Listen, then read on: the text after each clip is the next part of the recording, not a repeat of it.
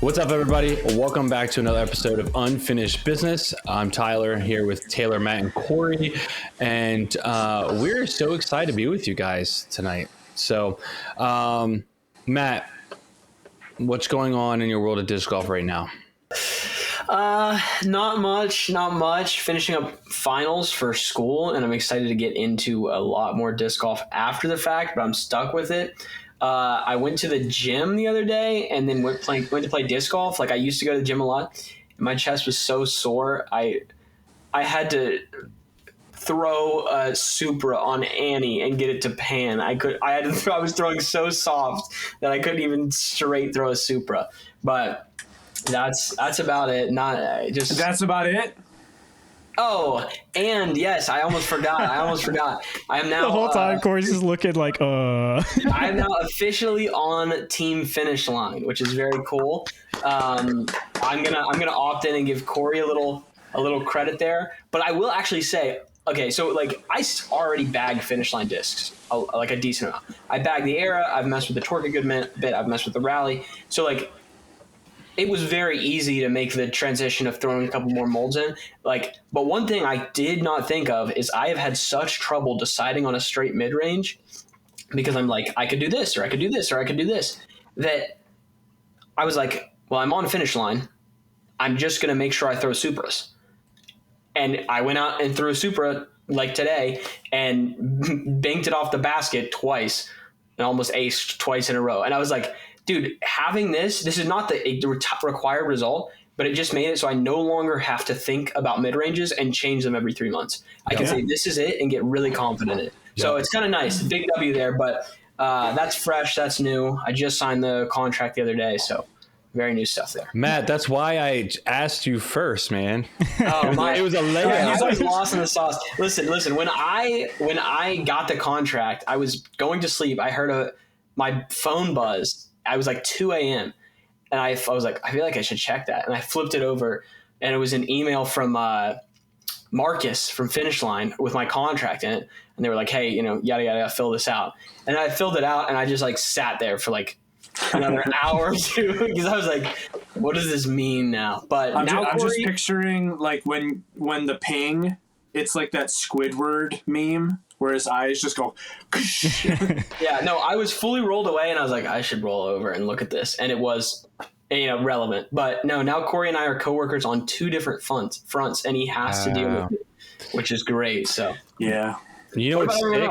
What's sick is that like everyone here is sponsored. Not me. We gotta get you something, Tyler. Dude, I'm gonna opt in and say it was like 90% Corey. I will give Corey 90% there. But I will admit, I only put an application in for two people, very like minor, and they said nope, we're full. So if we want to harken back to last episode, you can always hit up the Lone Star Ranger team if you're truly wanting to get sponsored. Yeah, brother. Oh man, I know. So what's going on? Who else we got? Any videos filmed? Anything you guys are doing in disc golf? Yeah, I actually filmed today a mystery box from Anthony Badanza, Tony Bandanas, Tony Danza. And so I did some graphic design work for him, and so he sent me a mystery box. It's 5 discs, and I filmed it today. It was actually the same course that the Yuli cap wrap video was at, where he was like throwing those like crazy flex. Yeah, it's the same course. So I might as well show you guys. I finally got to throw a pure. Ooh, so nice. That was cool. It was fun. R Pro Crow. Incredible. Never even heard of it, so that's cool. Wow. This is the only one that I actually asked for. It's a zone, but it's his stamp, so this one can go up on the wall because that's really cool. Nice. I didn't know what this was the entire video. I had to text him and be like, what the heck is the Cash Dash disc? And it's a Votum. Yep. Oh, okay. How does that fly? Yeah, How does that fly for you? Amazing. It's like, really good. Really Dude, I love stable, like an eagle or what? I don't know about the eagle part. But so I throw the birdie strike. This is definitely more overstable. This would be like another slot more overstable than that. Yeah. But it's really good. I like it, and it really holds up to forehands, which is cool. Yeah. And then finally, since he got it and I didn't get it, and I'm on the team, they just ran out before they could send me one. But the Reach. So this is the prototype Reach. I threw this. It's nice. I like it. I'm definitely good. It's a destroyer. It's basically yeah. So it 12-5 or 12-4 -1-3, and a lot of people are saying this prototype one, the run is very overstable compared to like what they wanted. And then if you see, I think Broderick's video came out today, but it's about it's titled something about destroyer clones, and they retooled it and they put it in more like an S-line plastic, and I guess it's flippier. But this thing was kind of flippy. I gotta get my hands on one of those. Yeah, this thing was kind of flippy already. Dude, so speaking of like sponsor, like they're just up the street from me, and I even think to like reach out to them and be like, yo. That's what I was gonna say is like, Matt, I got on Finish Line. If you need anything, I could probably Spread the wealth. Yeah, spread the love. Yeah. And then also, this happened last week, but some more new stamps came out for Finish Line that I did. This one, the flight numbers are actually in the gauge. So, that is that's cool. sick. That's cool. Yeah, so it's right now it's on the Era, the Torque, and let's see, the Pace. So yeah, every single one has different gauge numbers, which is cool. But yeah, so that's about it. I did not realize it was on the Pace, bro. I'm gonna have to snag some of those. Yeah. And then also, they're the same price, but this is like how they redid the gauges. Originally, it was like this, where it was like smaller. You can't read any of that. No. So they redid this, but these are up there too. These are up there too. So because they did a test stamp, and they're like, well, we did enough for us to still sell these. So Gotcha. Nice. Yeah. Cool. Taylor, is your hat upside down headphones or like a weird smiley face? I think it's up to the interpretation of the, like, beauty is in the eye of the beholder. That's in the eye of the beholder. So it can be whatever you want it to be. It's upside down headphones. It was $7 on Amazon, so I was like, you know what? I need some hats. Yeah.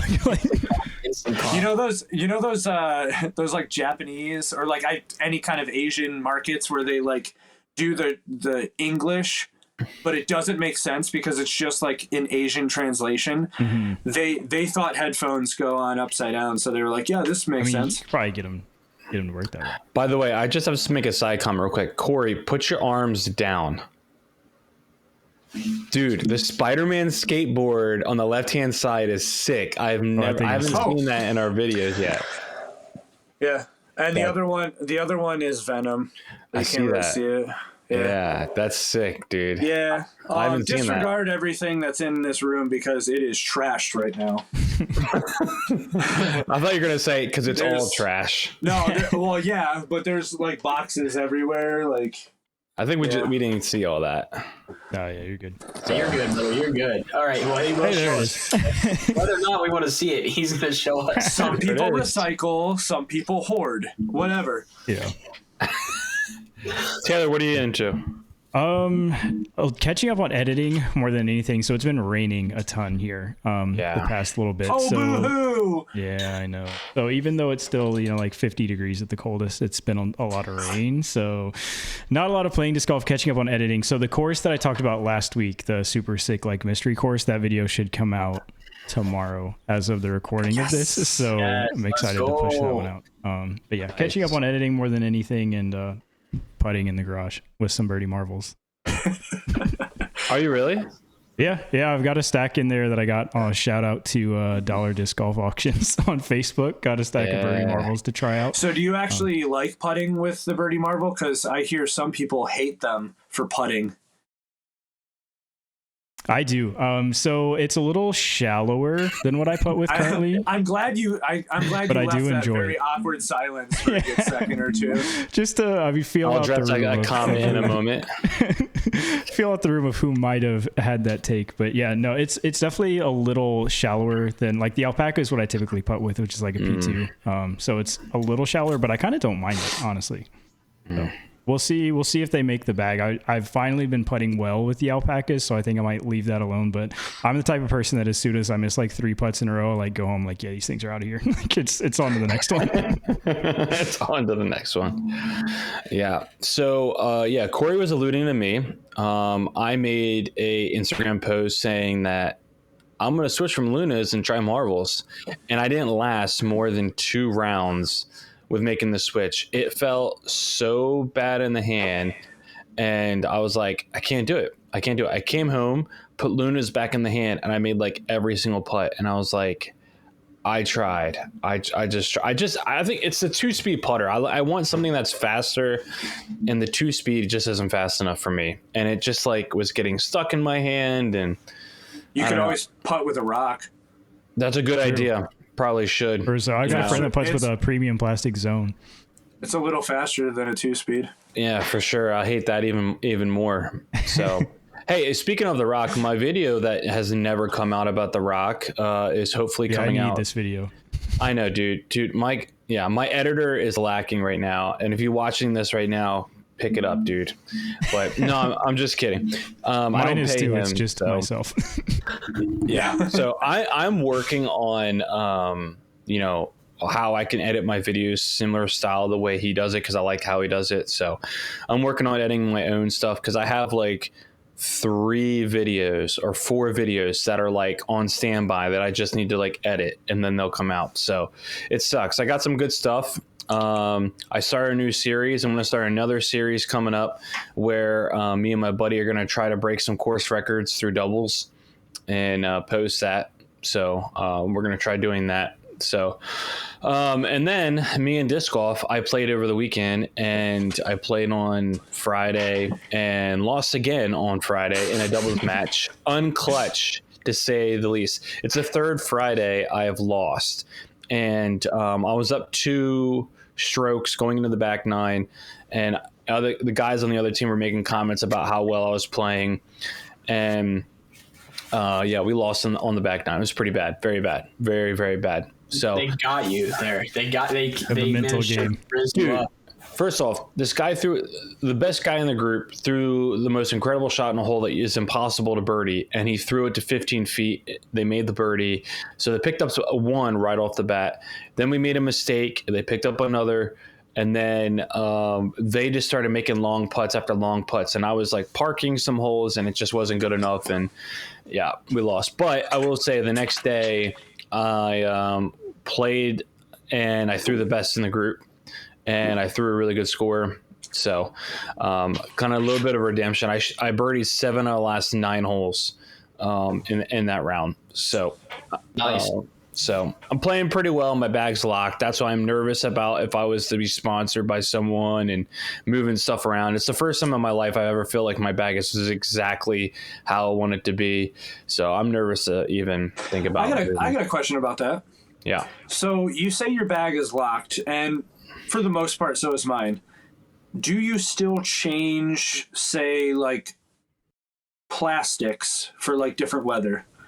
Like now that it's winter, I've kind of swapped some of my like Z and like harder plastics for some softer ones. So It's still it's all the funny. same molds, you mean? Yeah, it's still the same disc. It's just like instead of a regular zone, I'm using a soft zone and stuff like that. Yeah, so it's funny you say that. When I was on In the Bag, Robbie asked me the same question about wintertime woods. Do I switch plastics? I just keep the same. I just have a good combination of like I have some good alterations of plastics already for the same disc for different shots. So in the wintertime, I'll just keep the same stuff, or I'll just probably just throw flippier stuff in my bag. And that's probably what I'll do, because wintertime definitely makes things more stable here for sure. So you got to throw more flippy stuff, because all the overstable stuff just turns into rocks, and it just wants to crash and burn. And you hate rocks. We do know that he hates rocks, so gotta get that out of there. We don't know, actually. We don't know because I have the video. Yeah. I have the video of me playing with the rock, and I compared it to a J. I'm literally waiting like any minute for it to be said, "Hey, it's done," and then I'll post it. I will say, like, I was surprised, but the result may not be what everyone thinks. So that's what I'll say. That's still a good amount of question there. Yeah. But there, I will say, I don't believe a word he said. He hates the rock. That's. I will say there was one throw that I posted on my Instagram page where I was like, this thing is actually pretty good. Like right there in that moment, it was money for what I wanted. And so I was very surprised about what the rock does. I will say that. So as a person that's never thrown a rock, can you describe it compared to the Discraft Storm? I have no idea what Storm is, bro. It got discontinued in like 2011 or something like that. But it's like a pre-buzz. Yeah. But in that same kind of like, I don't know if it's ESP back then, but it feels weird. I wonder if I can find it. Yeah. I talk about the rock in the video, so I won't give it away on here. So you'll have to watch the video when it ever comes out, or maybe I never even made it. Who knows? He's out of here. I know. Corey is bothering the heck out of me. There we go. What do you mean? No, I'm just messing with you. I was trying to find the Storm. Oh. Wow. There it is. And I don't know what kind of plastic this is. It does kind of look like KC Pro-ish. Oh, it says Elite X. Elite X. So they do have that X plastic that they brought back. What's the profile like? Is it beaded or? Yeah, it does look like a rock from here. Slightly. Yeah, it's basically. Little bro just has a rock in his hand. It's just he just stamped a rock like an old one and just trying to sell us this Discraft Storm disc. Interesting. It's pretty similar. The Storm is definitely more shallow. Yeah. Very interesting though. But you have a rock, but you've never thrown it. No, I found this. It's a Mick Pro rock, I think. Dude, that's crazy. Glow plastic. It was $11 at Play It Again Sports. That's crazy. I forgot. He told us this, and I forgot. I'm losing my mind now. All right. That thing does not need to be on the wall. You should be throwing that thing or giving it to somebody who wants to throw. It's not on the wall. It's right there. It's in a stack. I get it. I get it. I'm all about, like, if I have something, I just should throw it because I like to flex. So, I don't want to hang it on the wall. But all right, let's get into it. Tonight is going to be, well, as we thought, maybe a shorter episode. So tonight's theme is more about, is disc golf getting it right? So we have two questions tonight. We've got some Not Trevor's trivia. So let's get to it. Let's have a conversation about right now, what is disc? First off, let's make a decision. We didn't before we started. Right or wrong? Which one do we want to start with? I say we do wrong first. I agree with Taylor. Yeah, start off with the negative, then end on the high note. I still don't know what we're doing. I love it. That's how we want it, Corey. Keep you in the dark. All right. So the question is, what is disc golf getting wrong right now at the moment? So Matt, do you have anything on the top of your head you want to discuss? And we can tell you if we are right, or if you are wrong or right about that. Yeah. Okay. Here is my, so I'm someone who gets really involved in stuff really quick. And I've seen this trend happen like 3 times, and I'm seeing it happen in disc golf now. It's where disc golf is so new that the barrier, or from the creator standpoint, you have to do so little to be considered a good disc golf creator. Okay. I saw this happen in Twitch when it exploded during COVID.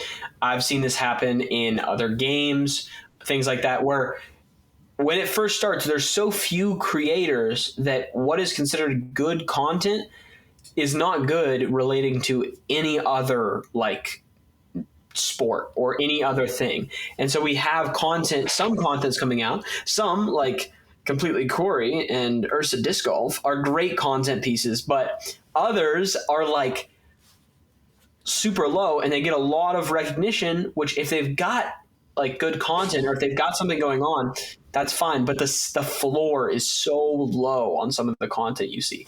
It actually agitates me as all get out. Question. Yes. Can you be more specific if you don't mind? Can you hear that, by the way? I'm adjusting my mic so I can get a little closer. We can hear. Okay, great. Okay, so let's So there's some channels that you've seen recently that what would you consider to be not good content or contact? Okay, yeah. So content. There's the classic. I think the worst result, everyone says this, I absolutely agree, is bad mic quality. You know, you see someone who's posted like 15, 20-minute videos and you start to watch them and you're like, hey, the filming's not bad here. The editing's not bad. Why does no one like this? And then you turn it up a little bit and realize you cannot hear the guy at all. And you're like, bro, that's your like first sign of bad content. Another one is like, I think oftentimes videos are done well if there's a more well-defined goal by the end of the video, even if it's a casual round, you know, mentioning something, or, you know, maybe you're going through the video where you can have a video goal of here's how I break down a course, but you can't play that course 10 times and make that video breakdown. So like having other things to talk about, like most of the time the creators you're going to watch in the disc golf space are not good enough at disc golf that we would just watch them with nothing else going on. You know, if they were that good, they would be on the pro tour. So like not defining something like that or not being great at that, you know, the same goes for like thumbnails, or like you can sometimes get video quality where they zoom in on a disc that you like, ain't no way you're seeing that thing against the sky there. And it's like, it would be worth it to just not zoom in and just have the person describe it to you. But all those things kind of stack. I think the initial one is always bad audio, or like you see a channel and they're like, hey guys, what do you want me to do? I feel like I don't get any views. And it's like, you can't hear a word you're saying, you know, if you're more than 2 feet away from your camera. So that's my big one. But I think a lot of those exist. There's the same thing that happened in Twitch streaming. I mentioned Twitch because it exploded same time during COVID. Everyone was inside. The floor for what was considered good content was like mic and then webcam, potentially. You didn't even need one. And then talking to chat, potential. You didn't necessarily have to do it. Like I had friends who would stream and be like, why am I not getting views? And it's like, bro, you don't even talk to chat. Like part of it is an entertaining experience. You're just leaning over, no lifing Black Ops 3, and like that's it. You know, so like I've seen this happen in Twitch where nowadays if you want to be considered a good Twitch streamer, most of the time, unless it's for comedy's sake, you have a really nice setup, you have a mic, you're talking to chat, you have moderators, you have all these other details, and it's like the same thing is happening with disc golf right now. I know it'll get better, but it's something that frustrates me to no end. Why? I had to jump in really quick because throughout you talking, I had the full roller coaster of initially I was like, I kind of disagree with that. And then the more I thought about it, the more you talked, like, I kind of agree with that. And I think the biggest thing for me is maybe it annoys me less because like obviously if the content's bad, I just don't watch it. But I think like disc golf as it is, smaller niche sport, if you're somebody that like has me in your life where it's like, bro, you've got to try disc golf. Like, check this out. And like they're an avid golfer. Like your average content creator quality of their video, golf to disc golf is in a completely different world, right? Like you see like your average golfer that like even gets a few thousand views on TikToks has like ball trackers, good camera, lav mic. Like, he's got everything. That's like the barrier to entry to like even getting anything in, you know, the golf realm, where I definitely agree that, you know, disc golf's just so much smaller and newer. There's not that many creators there to really like weed out the bad and, you know, push the very good ones still get pushed to the top, but the bad ones aren't weeded out as much because just the number of good creators isn't there. Going off of that though, like a disc is $20. When you compare it to a set of clubs, getting a lav mic and all these other trinkets that are like, that's probably chump change to them. Right. So it is easier for someone that can afford to play golf to be able to do videos in a better manner. I 100% agree, but I recorded a video last week that may or may not see the light of day just because I didn't get the last two things in. But my mic sounds great, and I'm not even using a mic. I'm using an iPhone SE. But it's like I'm taking the time to make sure I'm in front of the camera to talk and not like 35 feet away. And it's like even that. But as far as like why that would make me mad, I think it often, like Taylor said, it's like they will get weeded out if there's more creators, but you can find a really good creator who's being conscious of all those things and a really bad creator who's not being conscious of all those things with similar views sometimes. So why does that bother you? Why does that bother you? It bothers me because if you look up disc golf, the first like you're hopeful the first videos are Simons or Foundations or Drew Gibson or Completely Corey or whatever, but like you could also not even close. But you can also just like if you're looking for content and you've watched like the main 5, you're just down to this random guy. So you're saying that like the quality that Corey's putting out is way better than some of these other people that are putting out bad quality stuff. Yeah. And like, because the skill floor is so low, it doesn't allow Corey to stand above these other people, even though he's being more conscious of his filmmaking, more conscious of his audio, more conscious of his video, his thumbnails, his editing, all those things. So that's why it really agitates me. In all honesty, I just love editing. I love making movies. Like I've always like, even growing up, me and my buddies would make a scenario and be like, let's make a movie about this. And then we would edit it. We would watch it. We would laugh hysterically, and then it would get deleted and no one will ever see it because you're not allowed to. The only difference is I'm posting it on YouTube. So I wouldn't feel ashamed, but I would feel weird putting something out there that's like not up to at least what my standards would be. Yeah. Even if you set your standards low, because there's a difference between not creating anything at all because your standards are too high and creating something that's like not worth even putting it on YouTube. And once you find that happy medium, it's just, I don't know, it's just fun. Yeah. It's just fun. Yeah, I'll be honest. I mean, I just started and I'm already having fun, and I already have a bunch of my buddies saying like, dude, when are you going to put out more stuff? And I'm like, I don't think what I've done so far is anywhere near like decent even. I was like, but I just feel like I need to just keep pumping stuff out there and it'll finally like get better where the kids may be. And they're like, dude, it's good and we enjoy it. And what are you doing next? And here's some ideas. And so I'm just like really surprised how much people want me to keep putting stuff out there. But or they're making fun of me behind my back, and that's why they want me to keep putting stuff out there. So they're wrong. Hey, still getting a view. They're wrong for that. Yeah. That's I don't know. Maybe I'm not this is really sad to say. Maybe I'm not involved enough in disc golf YouTube to really think about that much. I haven't really thought about that, and that doesn't bother me one bit. So.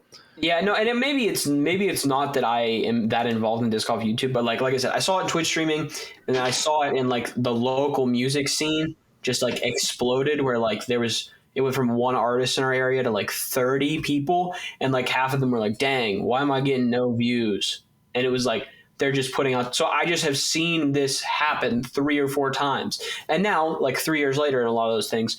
There's only the people who are actually passionate about it, and we're trying to make something that people would enjoy that are there. But I just hate being at that in-between spot where we haven't quite committed one way or the other.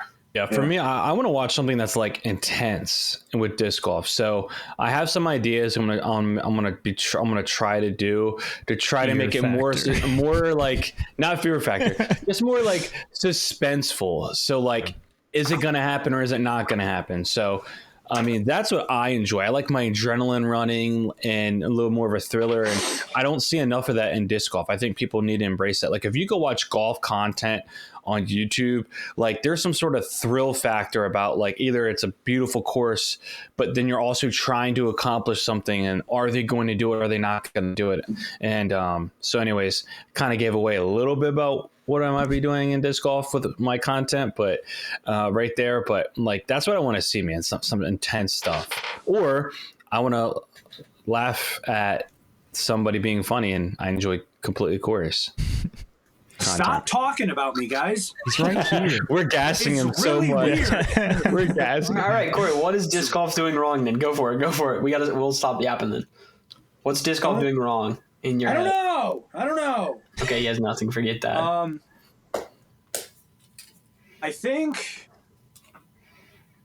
I don't think we're trying hard enough to get outside sponsors in. 100% agree. Yeah, like I understand that we've done it for a few like tournaments and stuff, like Barbasol, and Grip 6 belts. I found them a long time ago because I just needed a cool belt. Well, yeah, they like I found them when they were on their Kickstarter, and I was like, that's a really cool belt. I want to buy one, and I bought one like way back when, and then come to find out, like for some reason they're like very invested in disc golf, which is just a weird, obscure thing. But they're a big enough company that they can say, okay, let's write this check for $100,000, throw it into this tournament or whatever. We need more companies like that. Yeah. And I think seeing all of these like larger contracts and things like that is definitely going to help, because they're going to see, oh, there's potential for money and all this stuff. But yeah, I definitely think that, and I don't know, some of these courses that they play on tour, we need to figure something out. We got to figure out how we can project woods golf better on TV, because I love watching woods golf on the Disc Golf Network, because that's when you get to see like when you go there and you're like, dude, that line is so hard to hit, and they nailed it and they crushed it way further than I can ever imagine. Like, that's cool. Instead of watching Eagle just throwing a hyzer 550 feet, it's like, sure, most of the tour can probably do that. So we got to find out, how can we televise, I guess we could say, woods golf so that we can appreciate it more. I feel like that's almost a barrier too for like people that start playing disc golf and then want to get into the pro tour. That like I have definitely personally had a few people like try to watch pro tour when it was started, like Vegas and the Memorial back to back, and they're like, this isn't what disc golf is to me. Like it's a completely different sport than like what I'm playing in my local area. So I think it also hurts. I genuinely think a good thing, a big market to tap into isn't even outside of disc golf. It's disc golfers that just do not care at all about the pro scene. And I think part of that is because, I think it's getting better and the courses are getting better, but especially, early pro tour days a couple of years ago, especially those super open, boring courses, Memorial in Vegas, which are now off the tour, thankfully. It just creates that barrier of like what I perceive disc golf to be and like what the pro tour is putting out. My question is, why aren't they manipulating golf courses more than they are? Like a lot of holes are like going across fairways of the actual course, which you see that all the time. Like if you go to a course that used to be a golf course and now it's disc golf like only, you'll see where you're going from like maybe a tree line into another tree line and you have to throw across the fairway and stuff. Why aren't they building things on each side? Whether it's like bleachers or if it is out of bounds, why aren't you putting something like a banner for like advertisement or something that literally, if you land on the banner, you're OB, and also buy Skechers. Like, I don't know. Yeah, I don't know why they haven't thought about, like, my big thing is like, this topic's going to be about advertising, obviously. But my big thing is like, why don't we give away the naming rights to the tour? Like, soccer does it in England. NASCAR does it. There's a couple other sports that do it. I can't think off the top of my head, but like, I wonder if we can give away the naming rights for like at least like a 5-year deal where we're getting $1 million a year that could get pushed right into the purse. And like, I feel like that's such an easy way to get money, like just in the naming rights of the tour. But yeah, there should be plenty of banners and things going around. And that's what I've alluded to that on this show is, what is the marketing team doing for the Disc Golf Pro Tour? I have no idea. In my opinion, I think they're very bad at their job. And I don't know much about marketing, but I am in the sales world. And it feels like it should be a lot better of finding larger companies or people to at least give smaller advertisements. Like I can go down to my local little league and see more flyers on the outfield fence than what we have in disc golf. Anyways. Do you think it's an issue of outside sponsors not being there or inside sponsors paying more money? Because I feel like inside sponsors not wanting to share. Because you think historically, like almost every tournament has a manufacturer sponsor tied into it pretty intimately. I think that a part of the issue may be so much of the money in disc golf is like discs themselves. I think it might just be a hard transition to go from, the Discraft Great Lakes Open to the LLB Great Lakes Open, or whatever you want to call it. No, you can still do Discraft Great Lakes Open powered by Wrangler jeans. Right. And let's just say something real quick. Paul has already come out and announced they have chess.com that's going to be sponsoring his event, and he's the one, I'm sure of it, or maybe it was part of his entourage, went out and got that sponsor. It wasn't Pro Disc Golf Tour. So if Paul's entourage is able to do that, why isn't the Disc Golf Pro Tour doing better at marketing? I think Paul has more pull than the Pro Tour does. Yeah. It's sad. I still also think that if you had a banner, like a tarp, and it had a sponsor on it, and you cut it to like shape the fairway, you could stake that down, and you wouldn't need those white stakes that are actually sticking up out of the ground. Yeah. You would just be, if you're on top of the tarp, you're out of bounds. And I feel like that would be a little more cohesive. To see anyway, like on camera.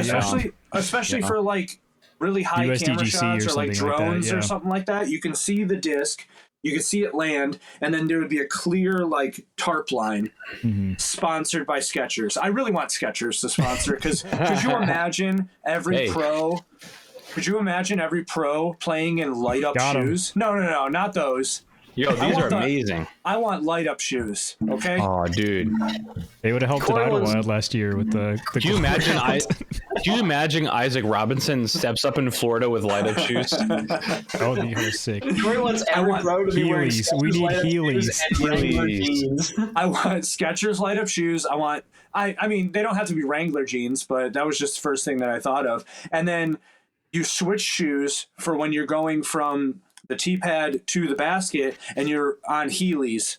Okay, imagine though James Conrad takes his run up and then just pops one Heely down and then plants. Just scooting. Matt, you've been quiet during that whole segment. What happened? I absolutely agree. I don't disagree in the slightest. I wonder, like, I just wonder if the Pro Tour has a goal. And I think that maybe right now manufacturers, as we mentioned, might control a little too much within that. So I would guess that there might be some pushback on those manufacturers too. In the short term, even if in the long term, bringing LL Bean in will grow the sport and manufacturers can sell more products. I wonder, like, I think because of how convoluted and how like friends and family disc golf is, as far as like how they're hiring people and all that kind of stuff. It's like, what issues are we not seeing behind the scenes because we've set these things up in that way? Like, and I feel like there could be a lot of that. And like, bro, maybe all the marketing team is dang nephews and nieces to some higher up peoples, and they have no clue what they're doing. Like, or who knows? Like, but I never see stuff from the Pro Tour on anything other than the Pro Tour's account, because I took the time to follow the Pro Tour account. So like, I'm very surprised that they don't have like a funny skit YouTube, kind of like how Discmania and Latitude 64. Yeah. They always did funny videos, and you could make something like on the Pro Tour, and like it's just very stupid videos, and that's content's content, man. I wonder if that's what that partnership with Jomez was a little bit about, is more creativity with them as well. But, yeah, maybe so. And I think they've made like a lot. They're starting, especially Jomez, starting to make like cool stuff with that. Like, what was the show Simon made last year or into this year? Oh yeah, like Finding Lines or whatever it was. Finding Lines. It was a very cool show. I liked it, bro. You could so easily put that on like cable television, and some random people would be like, wow, this is, has a good background. It has good quality, and it's an interesting topic that is actually so little about disc golf. Like the whole point of it is to be in disc golf, but so little of it is the actual disc golf. It was sick. Like we should be doing way more stuff like that. Or like Latitude 64 picked up Jonathan like on a whim, or not a whim, but they were looking for someone because they wanted someone dedicated to doing that. And a year later, 2 years later, they have one of the most well-known disc golf personalities on all of YouTube from because they took the time to hire someone specifically to do that, and they got so much from it. Like Jonathan and Chris and Karen Latitude. yeah, absolutely. It's like, bro, why are more companies not doing this or seeing what Latitude 64 did and say, hey, do we have players who can do that? Do we need to hire someone who can do that? Like not even specifically to the Pro Tour, but like everyone. I think this is what my biggest issue is that like it definitely feels like we're on a decline from COVID boom. Like there's not as many people at PDGA tournaments anymore locally. I don't see as many, parks packed with players and stuff like that. So I think the interest is slightly going away. And I feel like the urgency was not met when disc golf is at the biggest boom to keep it going and keep it growing for advertising and stuff like that. It just seems like, oh, this is the way we always done it, and we're just going to try a little bit, and if nothing comes up, nothing comes up. Instead of like going like all in, like this is what it feels like. And so I'm just super disappointed that we weren't urgent enough, because I'm afraid disc golf is going to take a big decline. Like my local disc golf store has still 1 million pieces of plastic in it. And I go in there all the time, and they're in the wintertime, they're limited. They can't keep buying stuff because no one's going to buy it right now. And so now, I asked him about it about a week ago, and he's like, my hands are tied. I can't really buy too much plastic right now because we're not, sitting on inventory. Yeah. So I'm afraid that. Well, then buy more, Tyler. Dude, go in there and buy bag the discs. Is locked. My bag is locked. Go buy backups. I know. Buy a second bag. I did. Unlock that one. I will admit, I got a Mako 3 because I'm comparing it to my MD1. I'm walking that fine line right now. So that's the only thing I'm doing. Only thing. Anyways, I'm sad. Like disc golf was like this boom, cool thing. So many people were doing it. There was some hype about it. There was some energy about it, and it feels like it's starting to go away. And I'm sad because I discovered it because I love golf in general, and it's hard to keep people around. I don't know. I feel that way. No, I agree with you. I was talking today with some buddies that like don't really know about disc golf. One's a business major. He's got his associates. Like he's been doing business stuff for a while. And he sat down and because I just recently got sponsored, there was like, we were having this discussion. You made it sound like business majors aren't allowed to also be like, no, not one or the other. Not but he was like, dude, is this disc golf thing big? And I was like, in 2020, disc golf was like everything going on. I was like talking about like, you got this contract and like these things are happening, and like his eyes are widening. He's like, because he's someone who's viewing it only from a business perspective, and he's like, whoa, and I was like, and he's like, well, what about now? And I was like, 2021 man was peak disc golf, dude. Yeah, that's what I told him. I was like, 2020, holy shot, everything. But he was just so like, he was like, how did I not know? You're literally paying players like $1 million a year in some cases. It's like, how did I not know about this sport if that's what's going on? And I'm like, I don't know. Like, dude, there's like, from where we live, from his house to the course is a 5-minute drive. And little bro had no clue it even existed. And it was like a business major. Because he's a business major. He's not allowed to. I mean, same thing happened to me. Like Iron Hill, like an iconic course in this area, is 5 minutes down the road from me, and I never knew there was a disc golf course there. Yeah, you can say that about anything. Yeah, like I mean, name a random topic that you're not really that. Pickleball. Yeah. Okay. Who's the best pickleball player, and how much do they make? Couldn't tell you. Exactly. But someone that's into pickleball would be like, oh, they make this much. It's this person. Number 2, number 3, number 4. These are the best players in the world. I mean, when I was looking at my new car, like before I got a new car, I was looking into a specific model. I never saw that car on I the know. street until I liked it. And then as soon as I liked it, I was like, wow, there are a lot of Honda Accords in my area. That's Honda just how it Accord works. team. Yeah.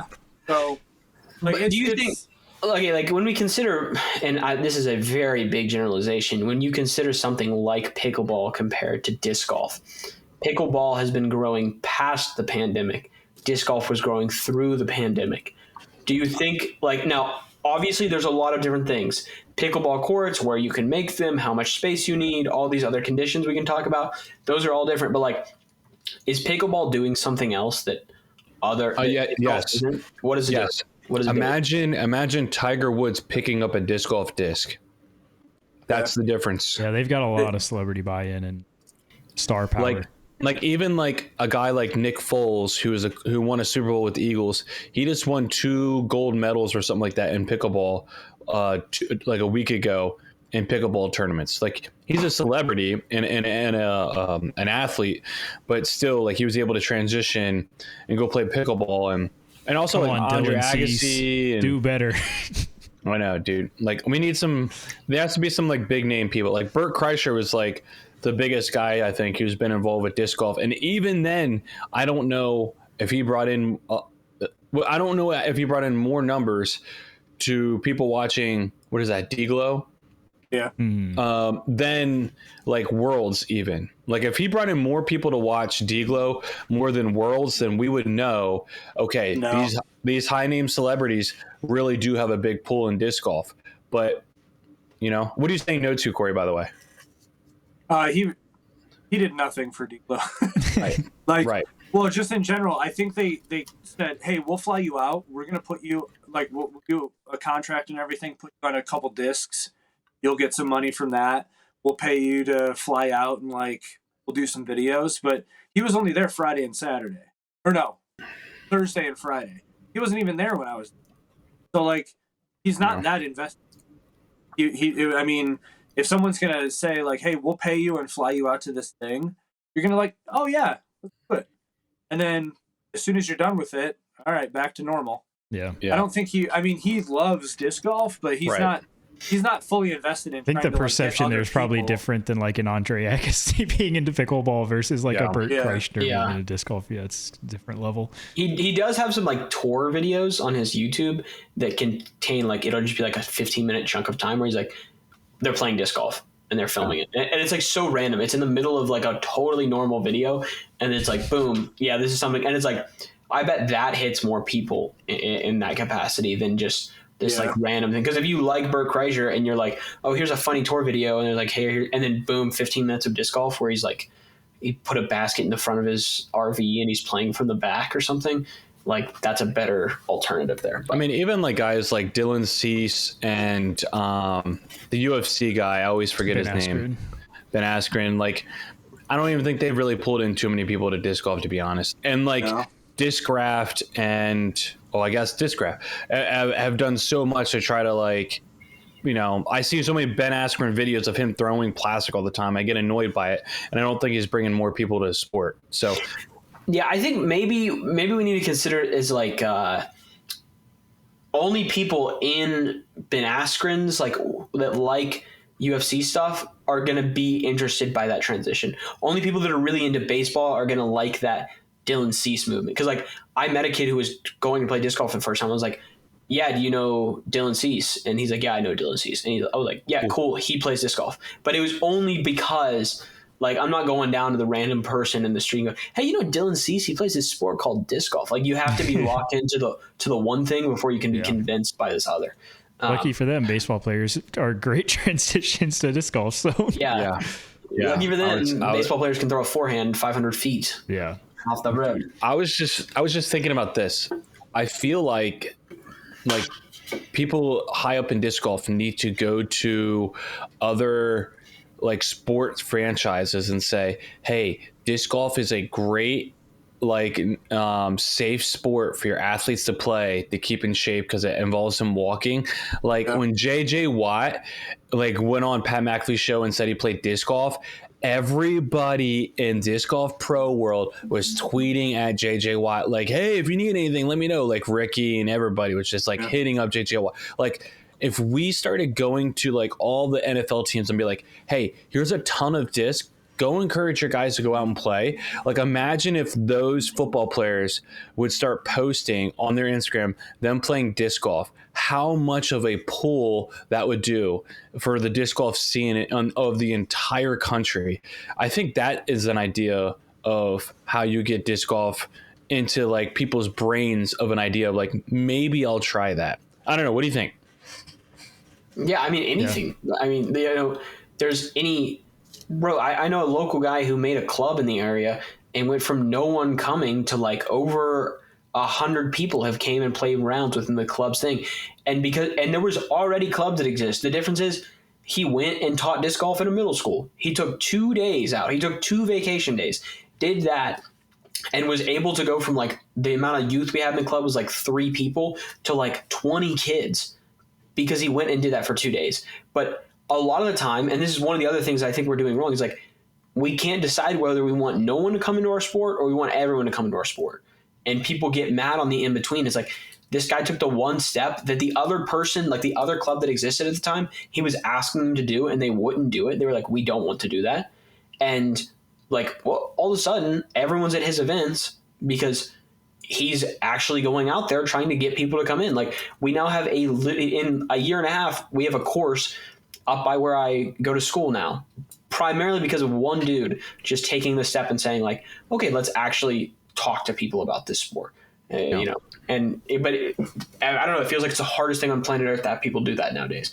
I'm not entirely sure why. I'm still banking off of Skechers. Yeah, yeah, he's still banging off Skechers. That's our biggest reach.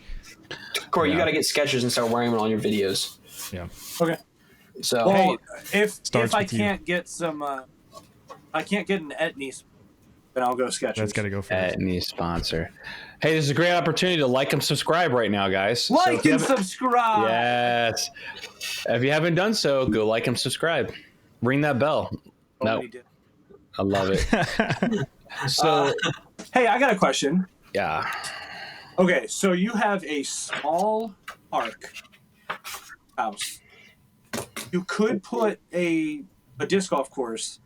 Would you prefer a 9-hole course that has a few longer throws, but mostly like maybe like 150 to 250, and then like 2 or 3 of them are like 300 plus? Or would you like 18-hole, basically pitch and putt, and the closest pitch and putt to you would be like 45 minutes to an hour? 9-hole course every time. Give me the 9-holer. 9-hole. The 9-hole? Yeah. Yeah. Because the thought is that if you're trying to get beginners, it's easier, in my head, it's easier to get them to go play 9 holes instead of 18 holes. And if they're so distant, that's fine. But then I still get value out of the course compared to this beginner. The 18-hole course, I probably, as someone who's more advanced or doesn't want to play that regularly, I'm probably just not playing it regularly. But the 9-hole, I would play regularly. I think one of the biggest draws too is like the learning curve for disc golf is so much shallower than a lot of other sports. And I like specifically remember when I started, like my course is probably pretty similar to what you described, like pretty short holes. And then there's a couple that are pretty long. Like, I feel like I can mentally remember like the first time I got a birdie on like the 350-foot hole. Right. And I was like just super pumped. And I feel like that comes faster in disc golf than a lot of other sports. Like that's kind of the reason a lot of people get hooked on disc golf is like you get so much better so quickly and then you plateau and you never get better ever again, like I am now. But you know, in the beginning, it's great. I secretly wanted you guys to say the 18-hole course because the course I'm talking about that's an hour away is so fun. And me and my buddies are always like, dude, if we had one near us, we would just like live there. Yeah, I guess that's, you could be in between on those. It depends. It's so weird though, because I would prefer with a group of people, like I went and played a short version of a course on Saturday, and it's a ton of fun, bunch of ace runs, and they also have some par 4s that are like shorter par 4s that you like possibly could eagle, and that's a ton of fun. But I know a ton of people where we go to a course and like I'll give an example. I have a grudge match coming up, and I can't find a course that is long enough for this guy, but also a course that isn't like too easy but too hard. Like I'm really annoyed when everyone's like, "Oh, we got to play the longs. We got to play the longs. It's got to be the longs." It's like, dude, it's fun to throw a putter. Like, let's play around. We can throw a putter around. Like, it's always like, oh, I got to throw my destroyer, and then I got to throw my firebird. It's like, dude, let's just, anyways, play the shorts. Really. Shorts are fun. Have you tried coming to Michigan? I have been to Michigan. I've been to Dearborn before. Actually, I have a funny story about Dearborn. I lost my first ever cell phone on the Henry Ford Museum tour. I was an idiot, and I was in one of the Fords, and I put it in the small pocket. I was sitting in the back seat, got out of the truck, and totally forgot it was there. And then like we got back on the road to keep traveling, and then like an hour later, you had that sinking feeling as like a kid where you had to tell your parents you left your phone back there, but you don't want to tell them because you know you're gonna get in trouble. Oh, that's the worst. I'm about 10 minutes from. Very nice. I realized we did not. Taylor, what do you think disc golf is doing wrong? I still have not said my main point either. We're still 2 for 4. Yeah, it gave me a lot of extra time to think about what mine is, so I appreciate it. And mine's kind of twofold, but they're entwined a little bit. One is just communication from the PDGA, period. Like, has to get so much better. Like, I was waiting for this one. This whole Champions Cup thing just annoys me so much, especially like their tone and like the last announcement was like, "Oh, we finally got it right this time, guys. Haha, we did what everyone said we should have done the first time." And like, don't worry, we'll make sure this will never happen in the future. Exactly. So that's my one, but tied into that too, I think the involvement of the PDGA in the Pro Tour and disc golf as a whole, like when you think about basketball, you think about the NBA. You don't think about FIBA or whatever, like the governing body of basketball. Like there's no other sport I can think of where the governing body is as involved as the PDGA is in like the lens of disc golf. Actually, I think of slam ball. Okay. Talking about? Yeah. The trampolines and stuff? Yeah. Yeah. So what's the governing body of slam ball? No, you just said when people think of basketball, they think of. Oh, okay. I thought you were talking. I thought their governing body was like super involved or something. Yeah, I was like, that joke didn't land, Corey. Sorry. I mean, it's Good definitely night, guys.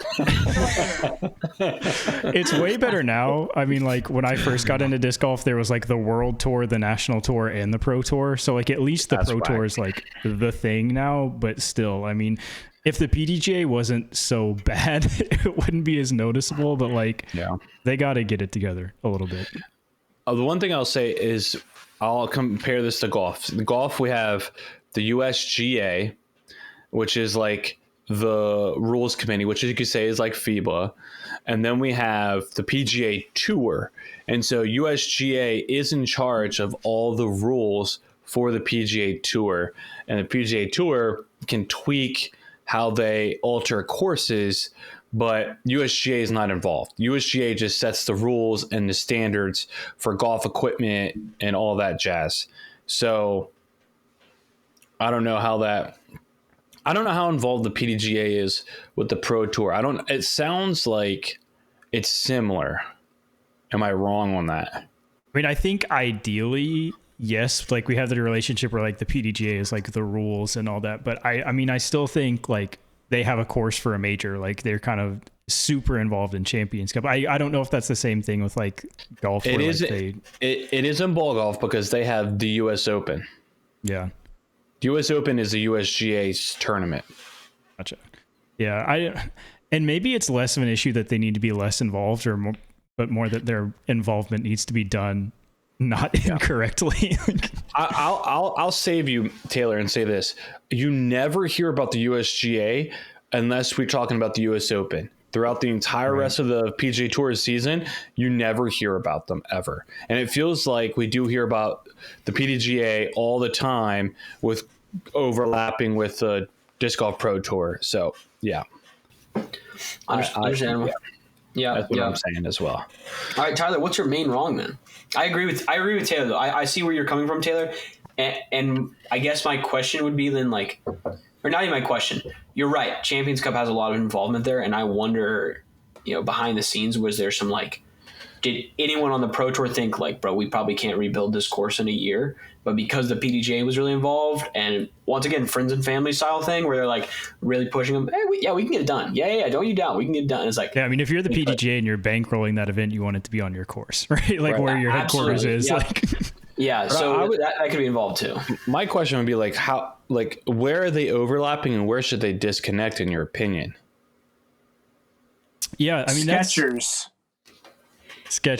for sure. And I think it's already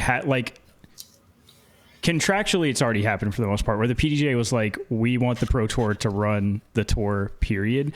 I just feel it may be less even their involvement with the Pro Tour, but it's the storylines in the media. I think you highlighted it really well, Tyler, where I feel all year, whether it be Champions Cup or just various issues, we hear about the PDGA all year long for some reason. And I think that needs to shift to be if it's a tour issue, it needs to be a Pro Tour issue and not this dual kind of organizational involvement. They shouldn't have to go to the PDGA for any permission to do anything that they want to do. Right. And so I think the other issue is that ratings, ratings isn't the issue. The issue is that we're they're still integrated with the PDGA when they run their tournament because of ratings. Sorry guys, I knocked the boomstick. But they're still integrated with the PDGA because of their weekly involvement with ratings and scoring system and all that kind of stuff. So I think that's where there's too much involvement. They need to go. Sorry, I thought I had something in my hand. They need to go to PDGA and say, listen, make the rules. Cool, great. Be the governing body. That's what it should be.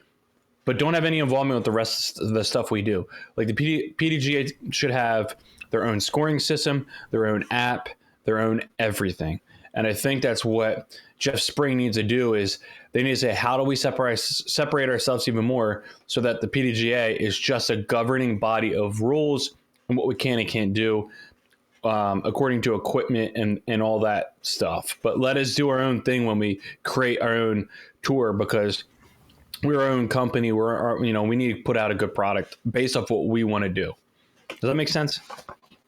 Yeah. I think that you would be hard pressed to find anyone who wouldn't like that level of involvement. People that are on the PDGA. I say, the people that are on the PDGA might be it. What do you mean I have to get that? It all comes down to power, dude. It's ridiculous. Yeah, that's how it goes. All right, Tyler, what is your main one then? Because we haven't even got to that. What's your main? Okay, so mine is specific. Okay, it's not even general. Why do we not have more stroke and distance penalties in golf? And specifically more on the Disc Golf Pro Tour. Now, if anyone's listening and you don't know what I mean, in ball golf, we have water hazard, we have a lateral hazard, which is played like OB in disc golf.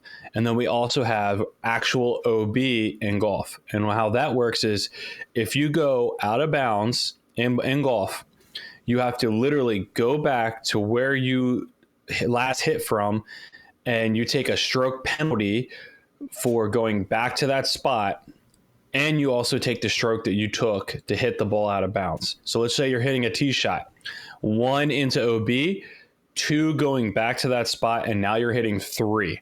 And I feel like we need to have that more in disc golf so that we discourage players from taking certain lines on a disc golf course that we don't want players to take, so that way they play the hole to a certain degree that we want. Now, I will say, with saying that, I still want to see the greatest thing about disc golf, in my opinion, is the creativity and flight of the disc. And I don't want that to go away. So that's my biggest fear if we go overboard with that or we use it very loosely. It should be in positions, for one, where it needs to be safe. So, or a safety parameter. So playgrounds, roads, parks, that stuff should all be stroke and distance to discourage people from even thinking about throwing in that direction. But I also want to see it used more so that we don't see the cop-out lines that people use. If you want people to enjoy, like myself, I would enjoy watching golf course I'll call it golf course disc golf more if we saw guys try to weave shots through trees like I do on Disc Golf Valley, right? I want to see how the disc flies, how they can manipulate the disc through like low lines, through and around trees, like I just said a minute ago, instead of throwing a hyzer shot around all of that stuff. Like guys are skilled enough where they can do that. And I think that's where like Mandos can come into play more too. But I think stroke and distance would scare the dickens off some of these guys from playing certain shots. And I think we would see guys really consider doing different things. If they did stroke and distance behind that one hole on 16 at D-Glow, no way Simon's going to be forced to try to do the island shot that they want them to do. I'm not saying that that's where I think that they need stroke and distance, but I'm saying I like that stroke and distance penalty personally for me. And so I'm just curious about what you guys think about stroke and distance penalty in disc golf. Well, the only reason he did that on 16 was because he saw the rules were like broken. 100% agree. 100% agree. Got to go for it. Okay, so to be clear, we're saying wherever you first go out of bounds compared to where the last position you were in bounds. Is that correct? Mm-hmm. So where you throw the shot from versus so wherever you cross out. So it doesn't matter where you go out of bounds. If you go out of bounds in golf, you have to go back to the exact spot you teed from, and you have to play from that spot. Okay. All right. I understand what you're saying. Yeah. So in the difference between a water hazard and lateral hazard in ball golf is that if you go into a water hazard, you can go back as far as you want, no closer to the hole, on the same line that you entered into the water hazard, right? And you can go back, which is like OB in disc golf, but unlimited distance back. And lateral is you have a certain distance that you can take like we do. So lateral hazard is like OB in disc golf. OB in golf is the stroke and distance. You have to go back and you have to play. Sorry, guys. You have to go back and play it from the spot that you hit from.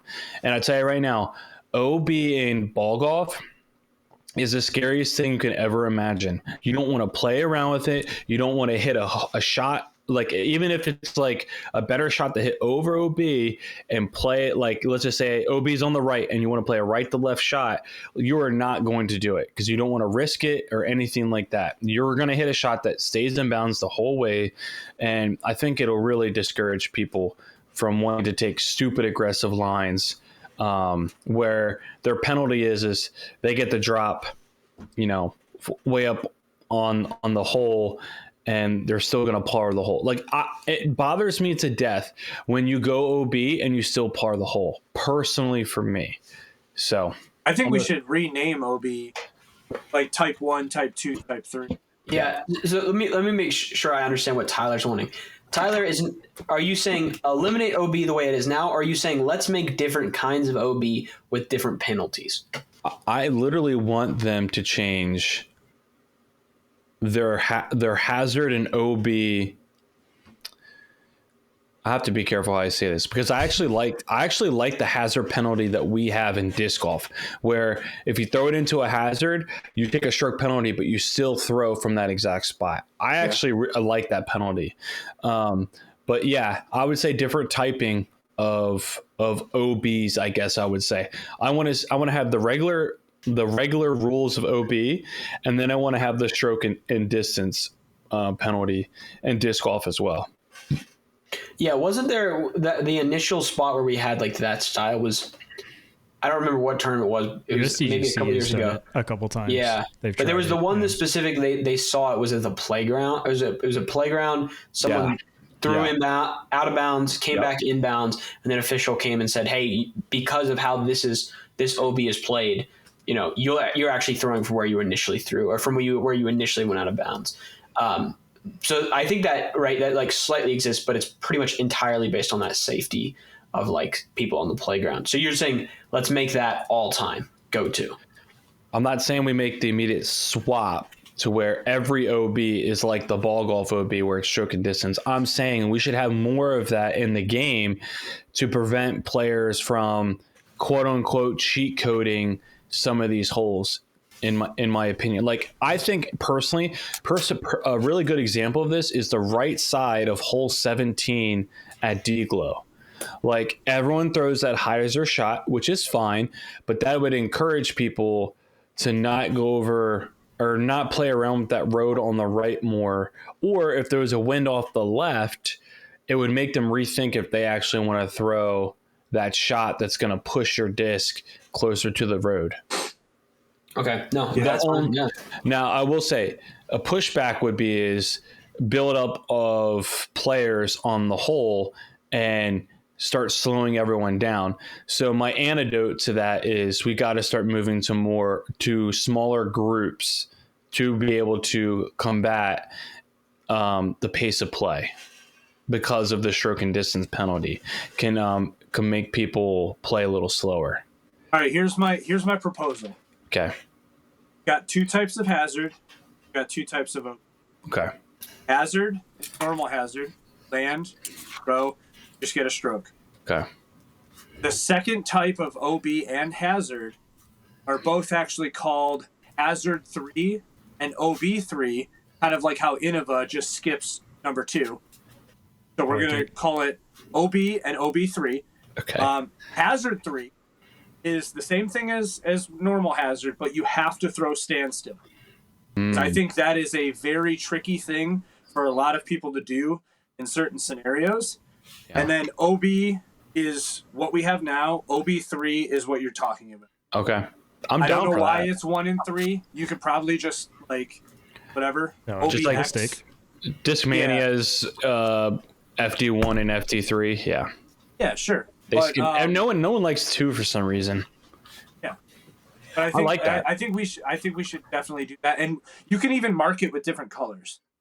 Like, so when they have the caddy book, if it's regular OB, it's like orange. If it's like very dangerous, you don't want to go OB, it's red. Like something like that. Yeah.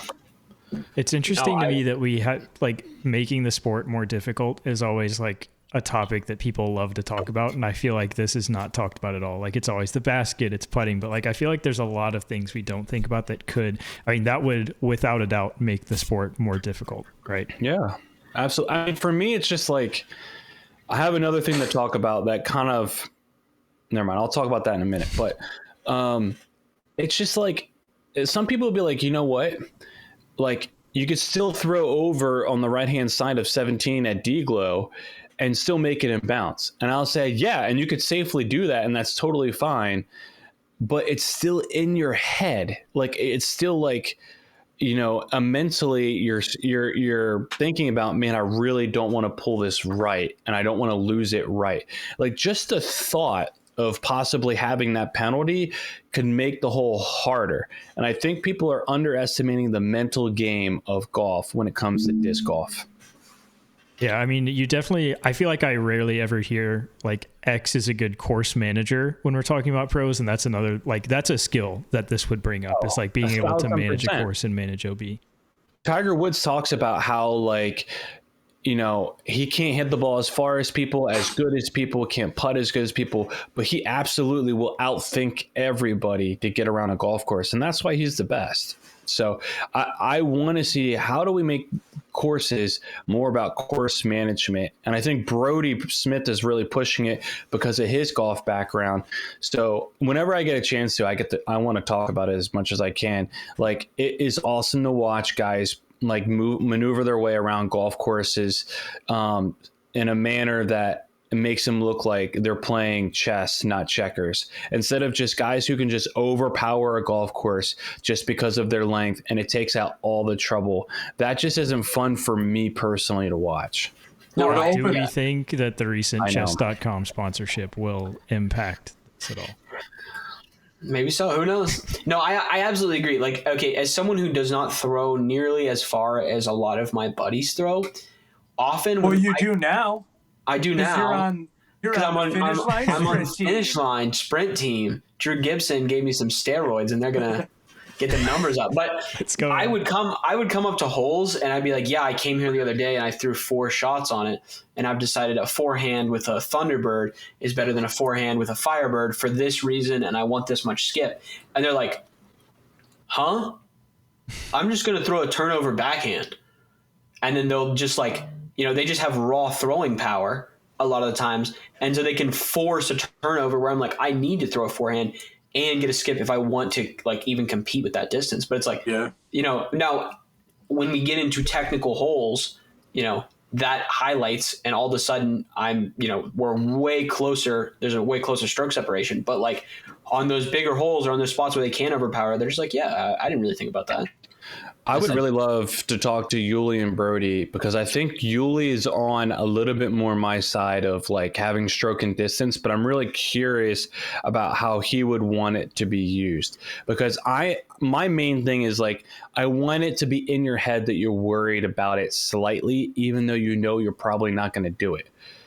I think the more mental stress we can give these players, it makes them have to play a different style, or it's harder to maneuver a course. It gives them more pressure. Like, let's put more pressure on these guys. So you don't have to technically make the course harder. You just got to make it more so they got to think a little bit more.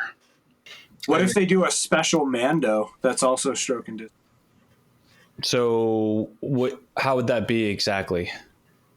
You missed the Mando, you throw again.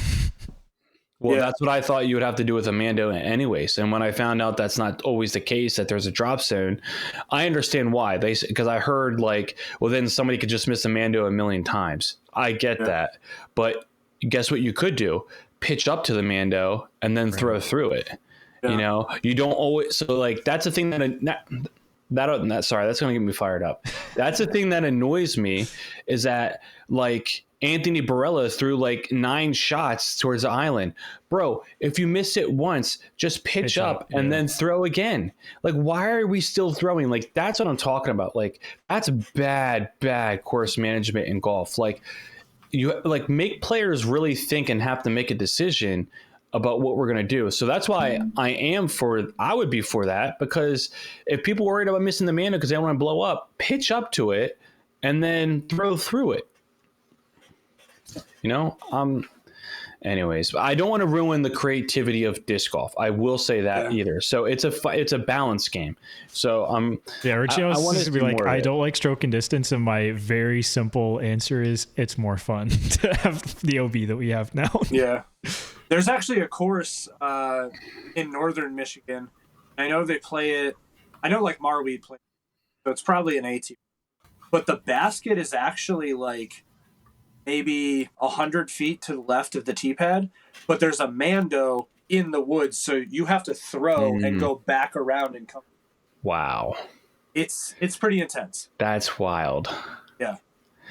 My last little one, because of course we said this is going to be a shorter episode, and we knew it wasn't. So my last thing is, well, I guess there's many things, but I only will say one more that I think I want to talk about. I'm a traditionalist, okay?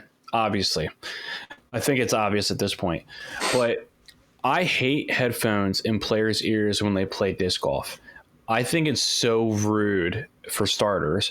But I also think like I've heard people say to me like, yeah, but if I struggle with like stress or anxiety, it helps me because I listen to certain music, helps me to calm down. Dude, that's the greatest thing about golf, in my opinion, is that you have to learn how to like not be inside your head the whole time, and you have to learn how to deal with the stress. Like, that's what's so great about golf. I was about to say, do you mean competitive rounds or casual rounds? Because you would hate to play a casual competitive because I'll have to throw some headphones in. No. Competitive is fine. I don't casual. I agree with like sanctioned events. I have a golf buddy that puts headphones in, like wired headphones, but they're not actually connected to anything, because he wants to hear the nature, like the natural sounds, but he doesn't want anybody to talk to him. So he does that so that people don't come up to him, but he's not listening to anything. That's hilarious. Probably the smartest thing I've ever. That's really funny. Yeah, I mean, mine is more like competitive. Like, that's the reason why like I can never be a fan of Paige Pierce, because of the whole like I think it's I hate it. I just absolutely hate it. I think it just goes against the nature of golf, in my opinion. And I know that many festivals. Agreed. Yeah, it shouldn't be allowed. Shouldn't be allowed. What's the festival calendar up to right now, Matt? What is it? You should know. Well, I should know. I felt like you were telling us every week. Oh, she went to another festival. She went to another festival. That is true. I think it's just 5 or 6, bro. Okay. I think it's 8. 8 plus 4 minus 1 plus 1. Close enough. I think so. That's a good equation. Her passion's really somewhere else. For sure. That triggers me, and I could talk about that forever. I have another golf buddy who is has been a golfer with me forever, also plays disc golf, and he disagrees with me. So it really is hit or miss. So, all right. Anything else that we absolutely want to talk about before we move on and not Trevor's trivia? Nope. I think we're cool. good. Moving on. That was really good. Very organic. I liked it. So this trivia question is going to take some work because I thought it was going to be a shorter episode. And sure enough, this is going to take some work. It's going to be a little longer of a trivia question. So I thought, because we were just talking about is disc golf getting it right, we kind of would involve something with disc golf history over time. So everyone's going to get a guess. Every 5 years, you're going to guess how many PDGA members there were, starting with the year 2000. Okay, and I'll tell you what the total is after everyone guesses for that year. So we'll take a guess at year 2000, 2005, 2010, 2015, and 2020. All right, the difference I will tally up as we go, and that person will be the winner who had the smallest difference between the original and number. Competition. I do like this one. Yeah. So now we're trying to see who's really competitive and who's also an idiot. So here we go. Sign me up for both. It's me. So, all right, hold on. Let me fix my screen here. All right, here we go. So in the year 2000, who would like to go first? How many members were there in the year 2000? Matt, you go first. Oh, heck no, bro. I wasn't even born yet. Come on, help me out here. That's why I picked you first. I know. Because here's the thing. I don't remember what the latest numbers were on the PDGA members we have. So I'm trying to work backwards. So I think we're close to 2007 or 270,000. 270? Okay, very good, because I was on the only 200,000. So I was 70,000 off based on what I was thinking in my head. I will say, I think this first one may make or break the winner. We will find out for sure. I'm going to go really low, I think. I feel like. Maybe not. I'm going to go... Oh, gosh, that feels really low. 70,000? 70 people? 70,000? 70 people. 70 people. You went from 70 to 70,000. I'm saying this is my calibration step, okay? From here, I can do some predictions. But, yeah, I'm going to say 70,000. Okay. All right. Taylor? You said that was really low, and I was thinking lower. No, I was thinking lower as well. I could be way off. I'm gonna stick with my gut. My first initial thought was 50K. I'm sticking with it. Yeah, that's actually exactly where I was thinking, and then I just went with 70. But I think you could be right. Corey, you're up. 30,000. 30,000. We're gonna way off here. It's so much lower. Oh no, it's that much lower. Or is it that much higher? Trying not to lose it. Okay, I'll give you a hint. All right, about how bad this is. Oh, when heck's not. Simon's number is in the 8,000s. Okay. So what you're saying is, if Matt were to say 70 people, he was closer than 70,000 people. He was closer than you, Corey. Whatever. He would have been closer than you. Okay, what was it? Tell us what it is.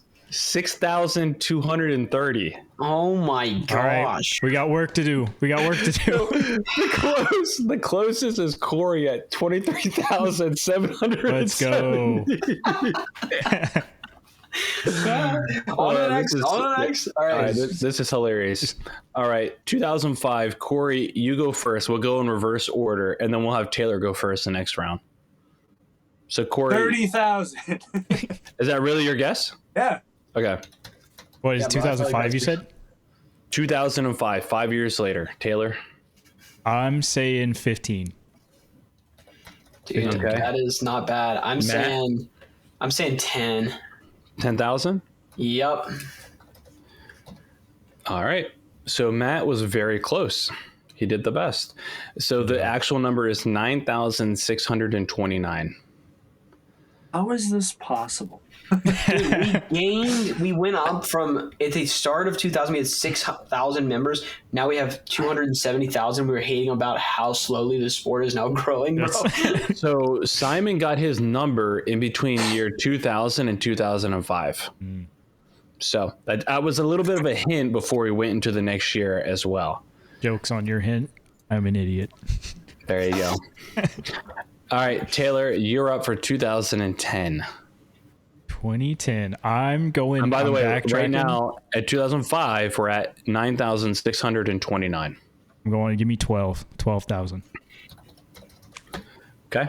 I think Matt is up. I'm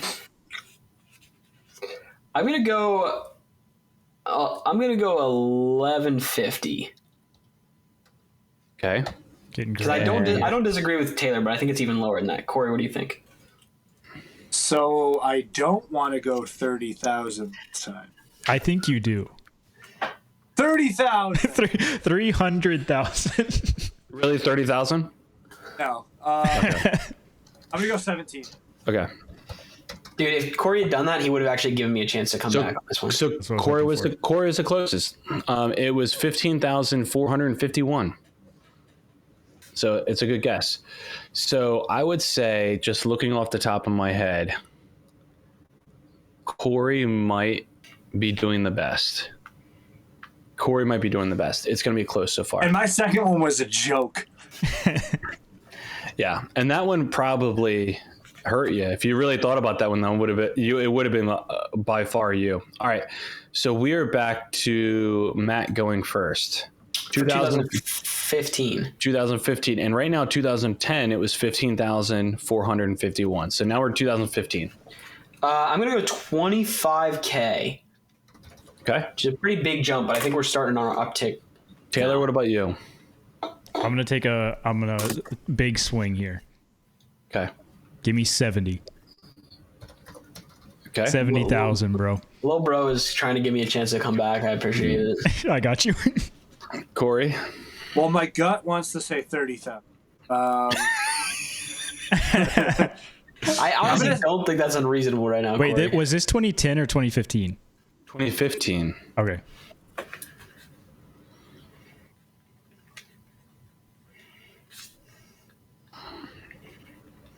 Say 45.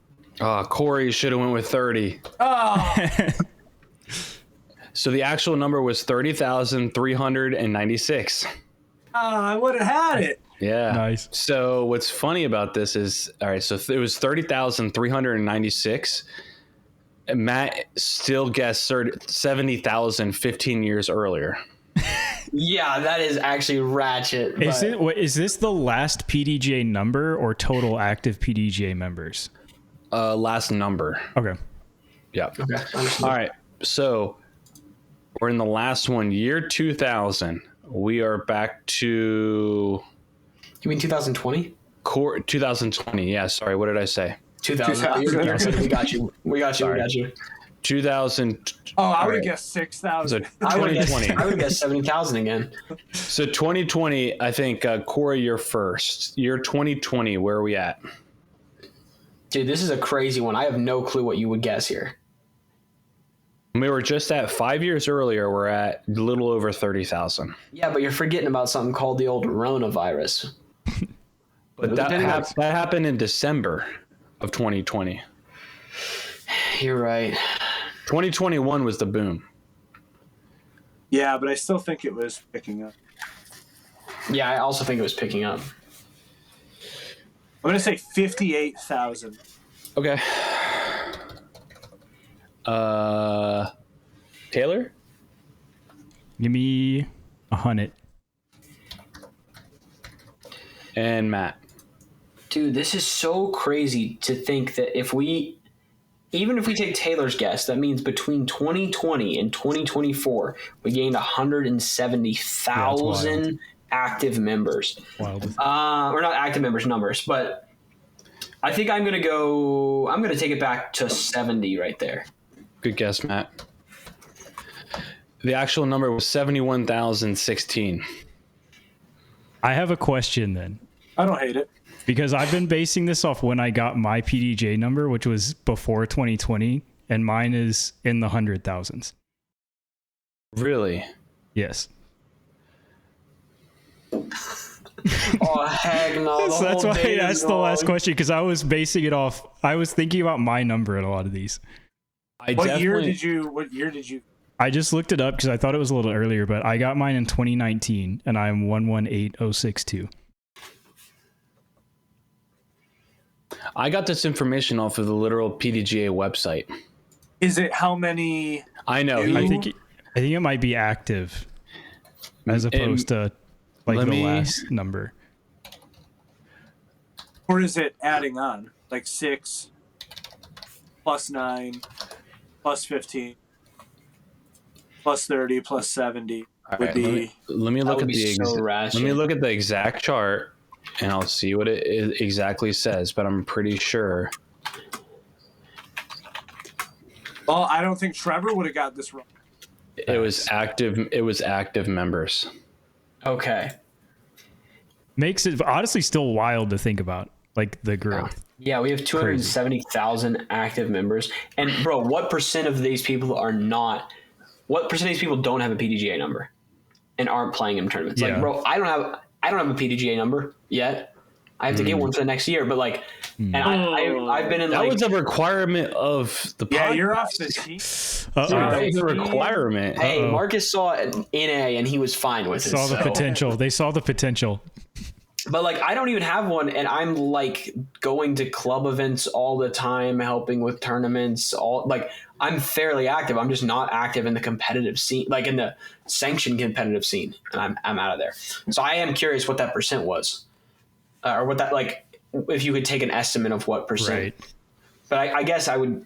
There's probably. I feel like I've heard an estimate somewhere from the PDGA before, but I know it's a lot. Like, there's a lot of. I heard an estimate from UDisc. I think Trevor interviewed the guy from UDisc a couple months ago or at the beginning of the year. I don't know, but he had an estimate somewhere along the lines of the amount of like active scorecards and the amount of active people on it, and then what percent weren't using scorecards. Like, Taylor, you were doing so good in the beginning, and then the last two got screwed.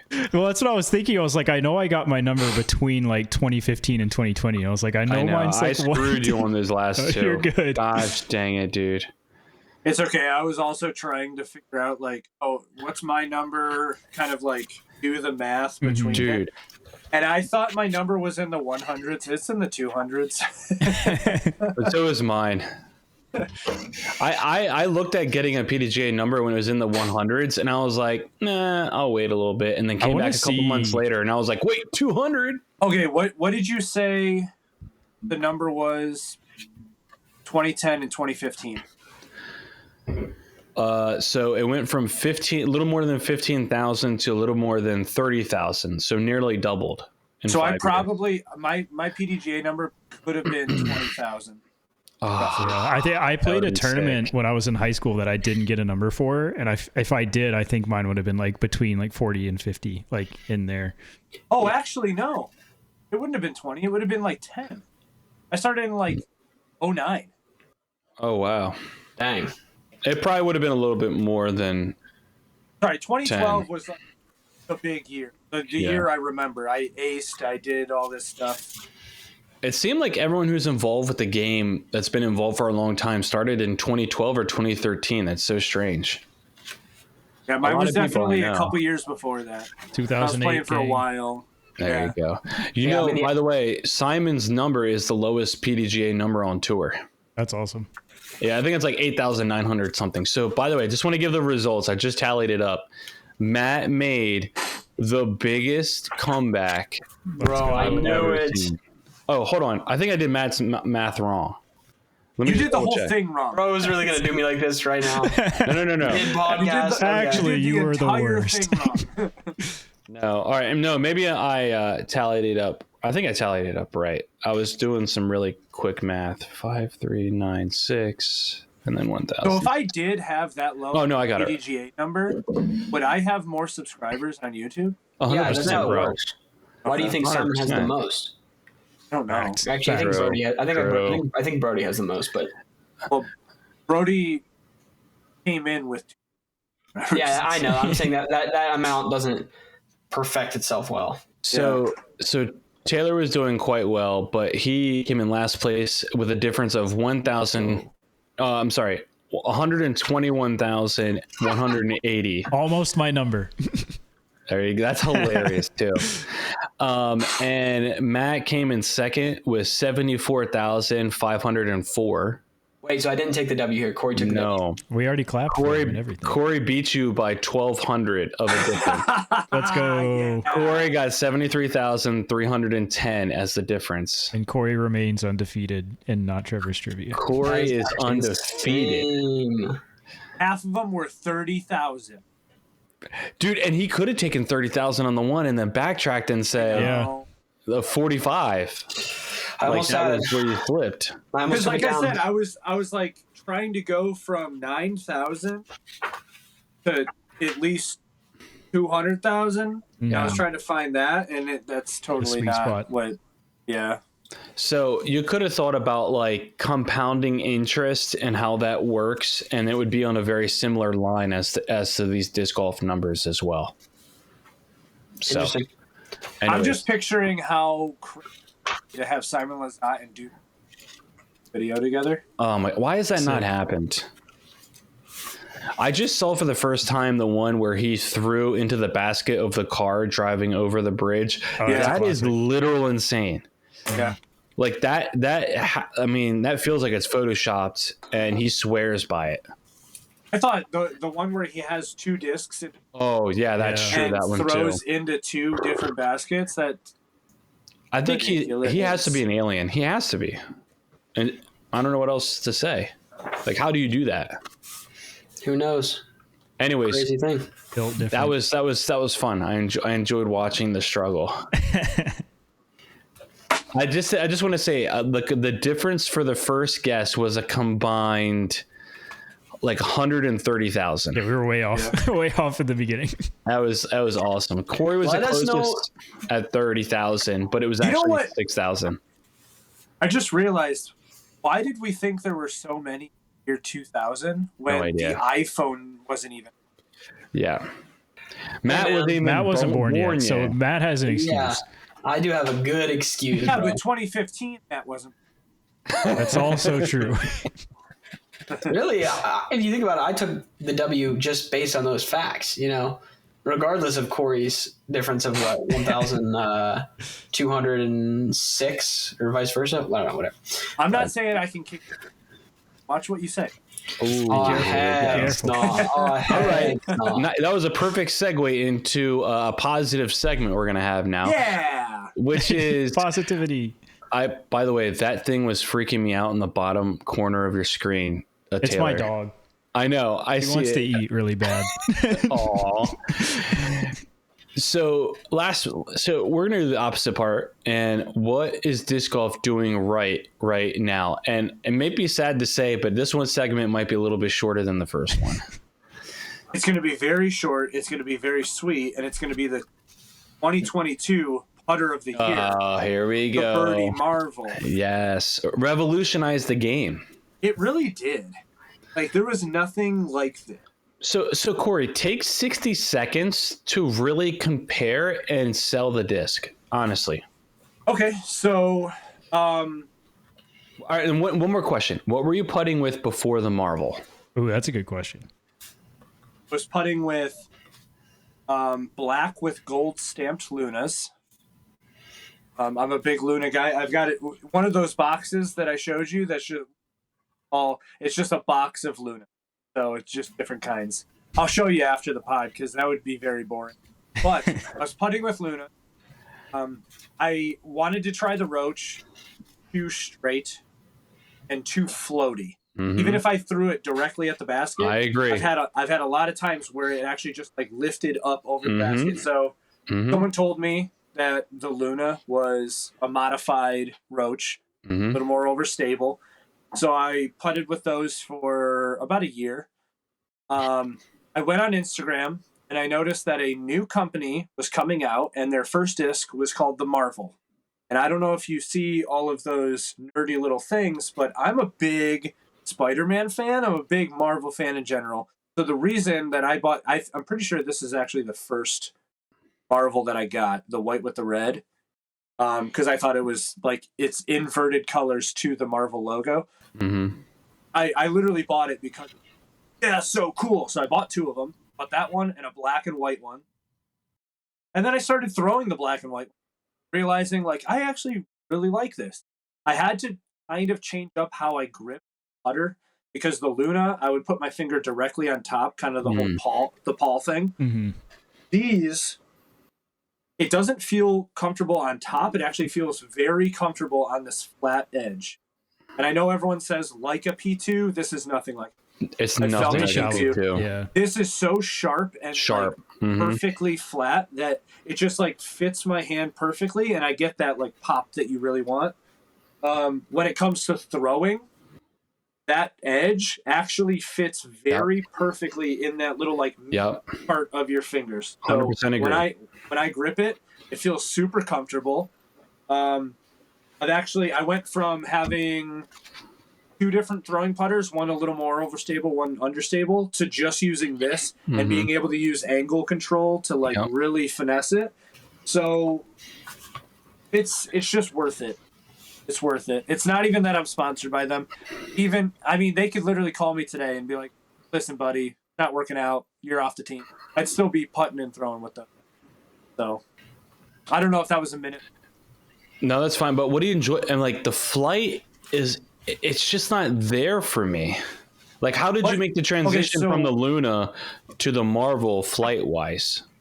What do you mean flight wise? So I felt like the Luna got up out of your hand and wanted to get to the basket quickly. The Marvel feels a little more floaty.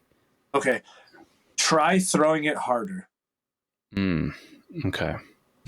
Like that is 100% a diss on strength. Because I can make this Marvel get to the basket a lot quicker than that Luna. Really? Yeah. Are you get a speed gun out here? Oh, wow. Wow. I'll show Call you 911. No, so I started throwing them in the backyard. I've got a decent sized backyard. So I can put a basket and actually have like a 90-foot putt kind of thing. And when I was using both of them, I only do standstill. Don't do any kind of step or jump or anything like that. Yeah. And I would throw it on like an Annie so that it would kind of flex and then float to the basket. Gives you a lot more chance of it landing in like the vicinity as opposed to blowing past. Well, I started doing it with both, and then after a while, I literally could, if it wasn't for the flat edge, I could close my eyes and be like, these are identical. Wow. So you and I think, putt very similar in that sense because I do the same thing. I don't know. Maybe I'll play around what it sounds like is I'm going to have to come visit, show you how to throw. Probably 2022 putter of the years. He can pick me up on the way too. I think it's the greatest throwing putter. I hate to say this though. I started throwing the Luna for fun on Saturday, and I'm like, bro, these Lunas are gas. Like they bomb. Like so far, I threw one so far it was ridiculous. But anyways, the Marvel just like is a pure flight. Like I know what it's doing, and it's very controllable. And I love throwing mine. So. Sorry, we just had like a whole bromance over Luna Marvels there for no reason at all. But yeah, 2020. That's why I love you. I know, I love you too. 2022 Marvel. I'm sorry, 2022 Putter of the Year Marvel. That's what disc golf's doing right. Sponsors the podcast. Thank you. Yeah, thank you so much. I'm trying. Yeah. All right.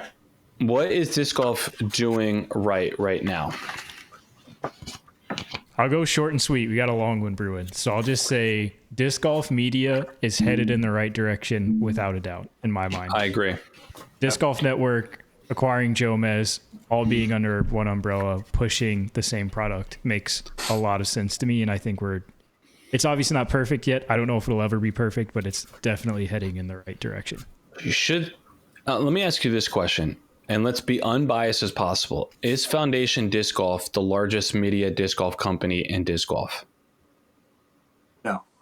Sorry, what do we mean by that?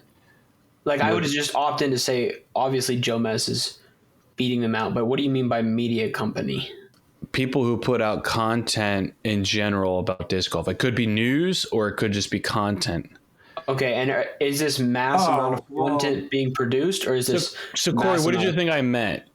Just to see if I can help you understand more. What do you think I meant? Just if you walk in a room and you have Foundation, you have Jomez, you would say Jomez is big. Just because Foundation isn't filming the top pros every week. Right. You know what I mean? Like my thing is more like who is pushing like the sport and news the most. Cheating lefty disc golf. This is getting a lot closer. I would agree in that aspect to Foundation, because we just like, okay, on the network we have, what do you want to know about disc golf? Do you want to know about the news? Do you want to hear four guys argue with each other about the putter of the year? Do you want to do you want to talk about form? Do you want to learn from about pros or those kind of things? Like, you can all find it on the Foundation Podcast Network, and like, not even just within the network. Now, do you want to know about disc golf? Cool. Foundation has really opted out of attempting to like teach you stuff, and they've really leaned into the fact that they have Robbie C who can do that fine. And you're going to find out pretty quick, I should go to Robbie C for my tutorials, and then cool, I can see Robbie C and Brody in a different light on actually Foundation's channel. Like, you're leaning into all these different like aspects of it. I think Trevor's coming into his own channel now, a little bit on what he wants to do specifically. But I think if you're asking for it in like the complete sense of who is bringing more to the sport, especially for new beginners, I think it's Foundation is a W, Yeah. I just was kind of curious what everyone kind of thought, because I don't. Anyways, Taylor, continue on with your thought though. I just wanted to throw that out there. No, that was the end of my thought really. Was basically, I think, as far as what disc golf's doing right, we're getting the media more right every year, which is encouraging. I mean, we're not very far off of like Steve Dodge going on Smashbox Live and saying they're not filming the Pro Tour anymore, and like the debacles that it was. So, I mean, it's very heartening to me to see how much we're getting right in the media space, moving forward, and hopefully that just continues on a good trajectory. I will say, I wish there was I think my passion is like beat writing. And this is something that I don't talk to like anybody about, but I wish there was more media that would write about the Disc Golf Pro Tour. We really just have Ultiworld, right? Yeah, that's pretty much it. And anyone else can just come out and say stuff based off of what they hear. But like, personally for me, I would love to be there and interview guys as soon as they're done their round and get more information that way, instead of just letting Disc Golf Pro Tour guys ask the most generic questions of all times. And I'm not taking swings at Brian. All right. Brian, Behart does a great job. But there's some other times where people ask very generic questions. I love to ask some more, questions about what guys were thinking about. Like, that's what I care about. I want to know what guys were thinking about on the round when they make certain decisions. And I feel like we don't have enough of that. It definitely content. seems stuff like that is like scripted too. I mean, I feel like every the press conferences before every tournament that they started doing I feel like I watched the same one every week, except just different questions about the course, and then every other question was the same like every week. So I don't know if that's the Pro Tour scripting them. If they want to fly me out, I will ask questions. Yeah, me too. I'm not kidding. What is their fourth favorite? I knew where you were going. It's the weirdest smell in their house. How does their pee smell when they eat asparagus?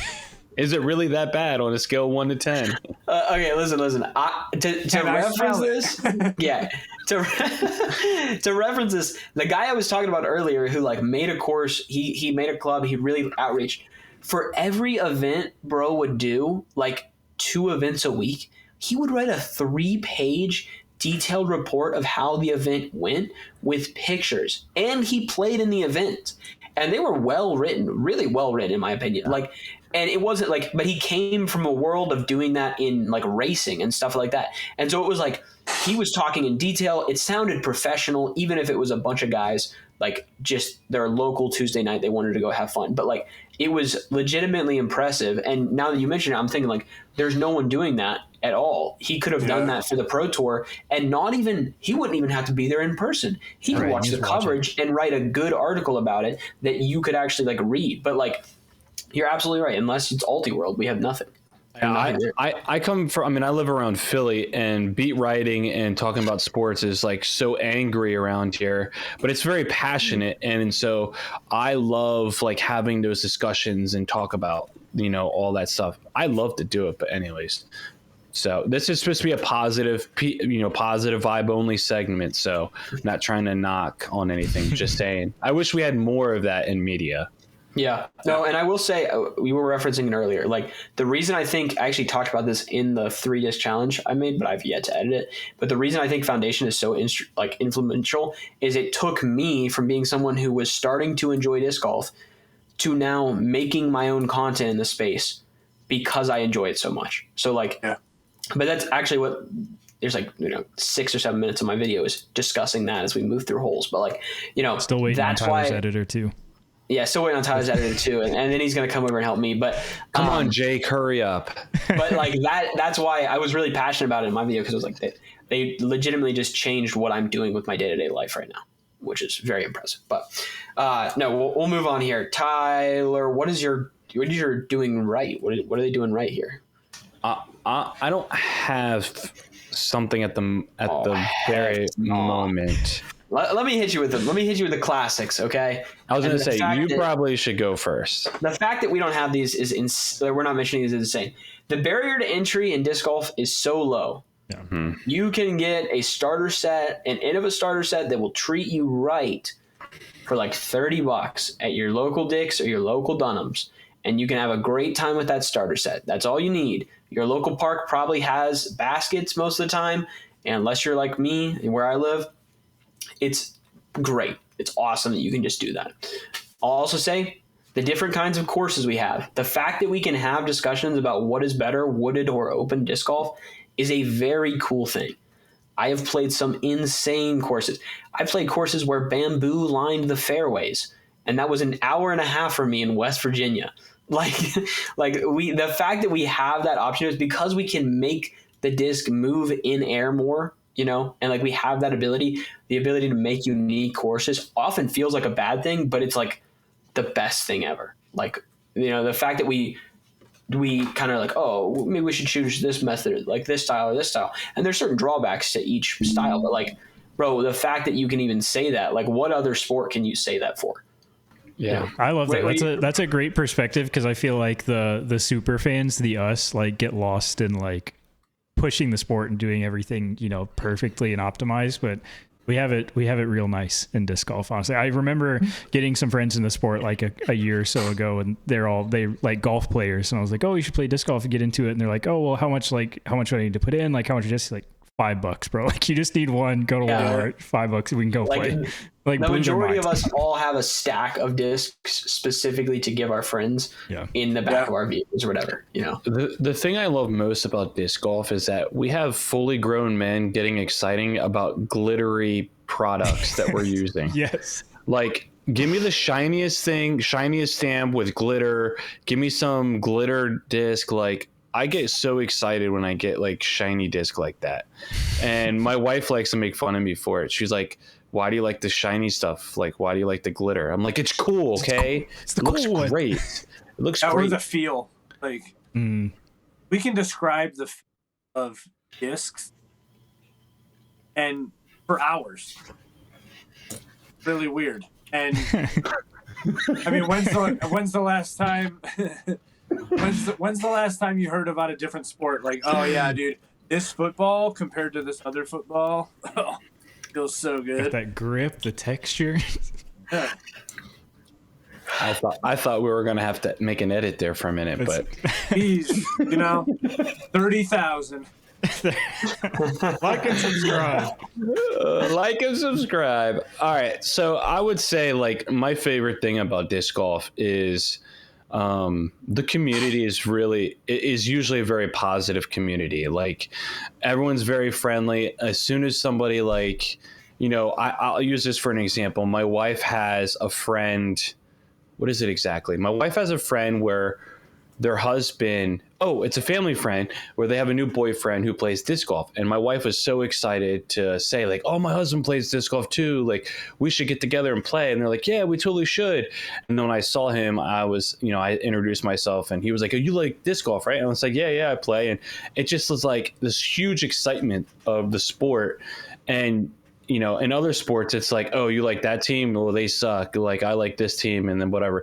The great thing about disc golf in general is that, like, everyone gets excited about it. Everyone wants to introduce you. Everyone wants to help you out for the general most part. And if you want it to be, competitive and have some animosity, you can make it that, which I'm a part of as well in my life. But also, it's fun to go out and play with guys, and the community is great. So I think the community of disc golf is phenomenal. I don't really have too many bad things to say about the community. I think that's what disc golf has done right, which is great.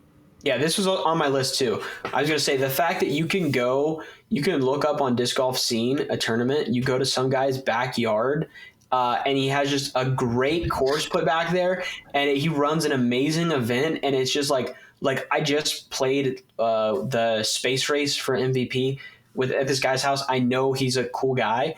And then I just talked to him last week. I was like, yeah, I think I have like a 9-hole finalized with some land I have available. And he's like, cool, I have 5 baskets. Let me know. And we can put them up there and you can put others up and we'll run a little temporary event and see what people think of it. Instantly offered that to me. Yeah. We do not, there is no association other than disc golf. And we've never had serious conversations. We've just played rounds together. Like the fact that can exist is crazy. And it does not really exist in any other sport other than our own. Yeah. Another thing I want to throw in there is also like we kind of alluded to this, but like the inexpensiveness to play the sport is phenomenal. Like if I want to go switch up disc or get something that's cool looking or whatever, I can go out and buy something that's like, in a golf club, I got to pay at least like $120. And that's a wedge. Right. That's one of the but if I want to get like a putter or a driver, like I'm spending $300-$400. If I want to go try out a new disc because I don't like the way this one exactly flies, like it's okay to gamble $20 to go out and find something that you like. Now, we'll say, in my opinion, we are borderline getting there. I think $30 is too much for a disc. I think it's expensive. It's got to stay around $20. It's got to stay around $20. Like if there's a special stamp or special run and there's a regular stock run, honestly, I'm at a point in time in my life where I'm going to get the stock run. Like, could I afford the more expensive one? Yes. But, I can't justify, paying $30 to have a disc that I might throw once around if it's a specialty slot in my bag. Now, if it's something that I'm going to throw a lot, then I might pay a little bit more. But yeah, I'm really nervous about disc golf prices getting more and more and more.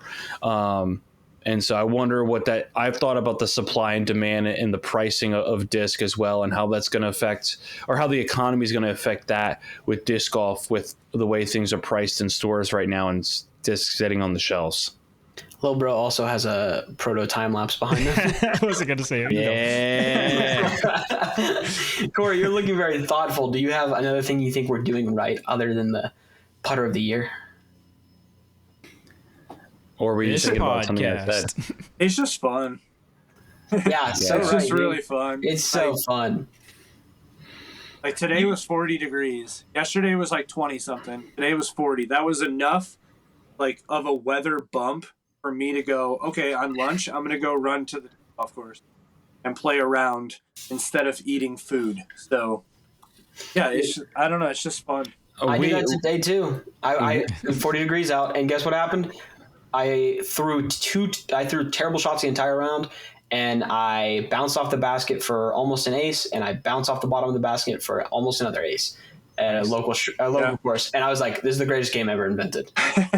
Golf's amazing, dude. I am so hooked and addicted on golf.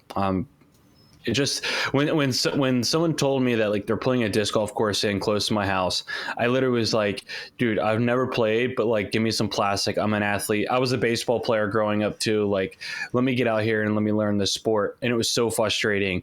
And I don't want to give it away, but I have a new series coming up where I got a chance to really reminisce like how far I've come in disc golf in a shorter period of time. And like, it's just a culmination of everything that we just talked about, where like, it's such a shallow curve to like get better. It's super fun to watch the disc. The community is great. I've met some great people. Every time I've played in the PDGA tournament, like I've played with some good guys. It's just fun. And it's exercise, it's quick exercise. We went out and played in a tournament where it was like a high of like 24 degrees. And I don't know if there's anything else I'd want to do in 24-degree weather other than snowboard. So the fact that disc golf is making me get out and like go in unbearable environments and climates, like, I mean, that's all you got to know about disc golf and how fun it is. It's a ton of fun. I love like the pressure of like needing to depend on myself. What I love about golf is that like you're accountable to yourself and yourself only, and you can't blame anyone else. And that's the greatest thing. Like on a team sport, you can blame someone else because they're on your team and they're just there, but you can't blame anyone other than yourself if you throw a bad shot or don't do something you want to do or whatever. The trees. Dude, you could blame the trees. I messed that up. That's true. I mean, always the disc. It's never you could always like, put blame on stuff, but still it's all in here, man. Yep. I love it. Matt, you have anything else? I don't know. I feel like I could go on this for hours, but I'm a very positive person. So that's probably the case, but I don't know. There's plenty of stuff that disc golf is just doing right. Like, bro, I went down in the middle of a hurricane. I was on vacation and I saw they had a local doubles, and I emailed the guy and was like, you guys do this? And he's like, yeah, show up. And I did. And I was like, yes. I was like, yeah, there was a hurricane this morning. There was salt, like water on the road to get here. And he was like, yeah, bro, we all come out about an hour after the hurricane ends. Call that hurricane birdie. See how many birdies you can get right after the hurricane. And I was like, what? And then he was like, all right. And then he started yelling out stuff. And I was like, what? And he's like, you're with him. And I walked up to this kid and I was like, let's go. I was like, what is going on? I did not hear anything. He's like, I got you. And then we get halfway through and I was like, so we're like 2 down. What's everyone else at? And he's like, I don't know. And I was like, we don't have scorecards or anything? And he's like, nope. And I was like, do you worry about people cheating? And he's like, doesn't really happen. And it never happened. We came back and every guy there was like, yeah, threw horribly. And the guy on my card like won, not with me. But like the fact that I rolled up, he did not care that we didn't even play well. Like I played terribly. And the kid was just like, ain't no thing, man. We win them next time. I was like, that's such a W. And honestly, like, I don't even know how you replicate that in another sport. That does not exist in another sport. Disc golfers, man. Gotta love it. Gotta love them. No way around it. Yeah. Anyone else got anything? I don't have anything off the top of my like and subscribe. Head. There it comes. Marvel. There it is. Yeah.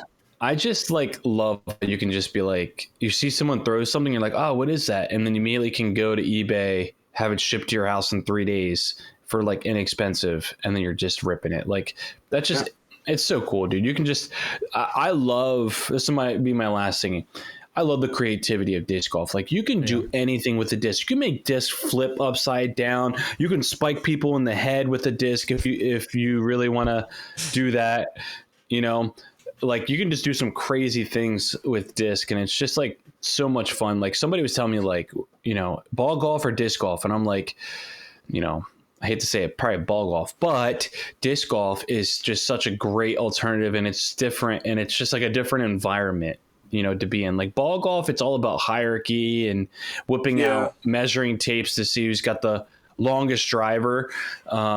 So in disc golf, it's just a fun environment. You're just out there and you're exercising, you're walking, and it's quick, 1.5 hours, 2 hours. You get to play a different course for free if you don't like it. And it's just, there's nothing like it, man. I just truly have enjoyed like getting better and playing and meeting new people.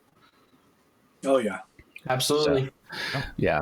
I'm going to put that on my wall right now when we're done. Just So, a paragraph.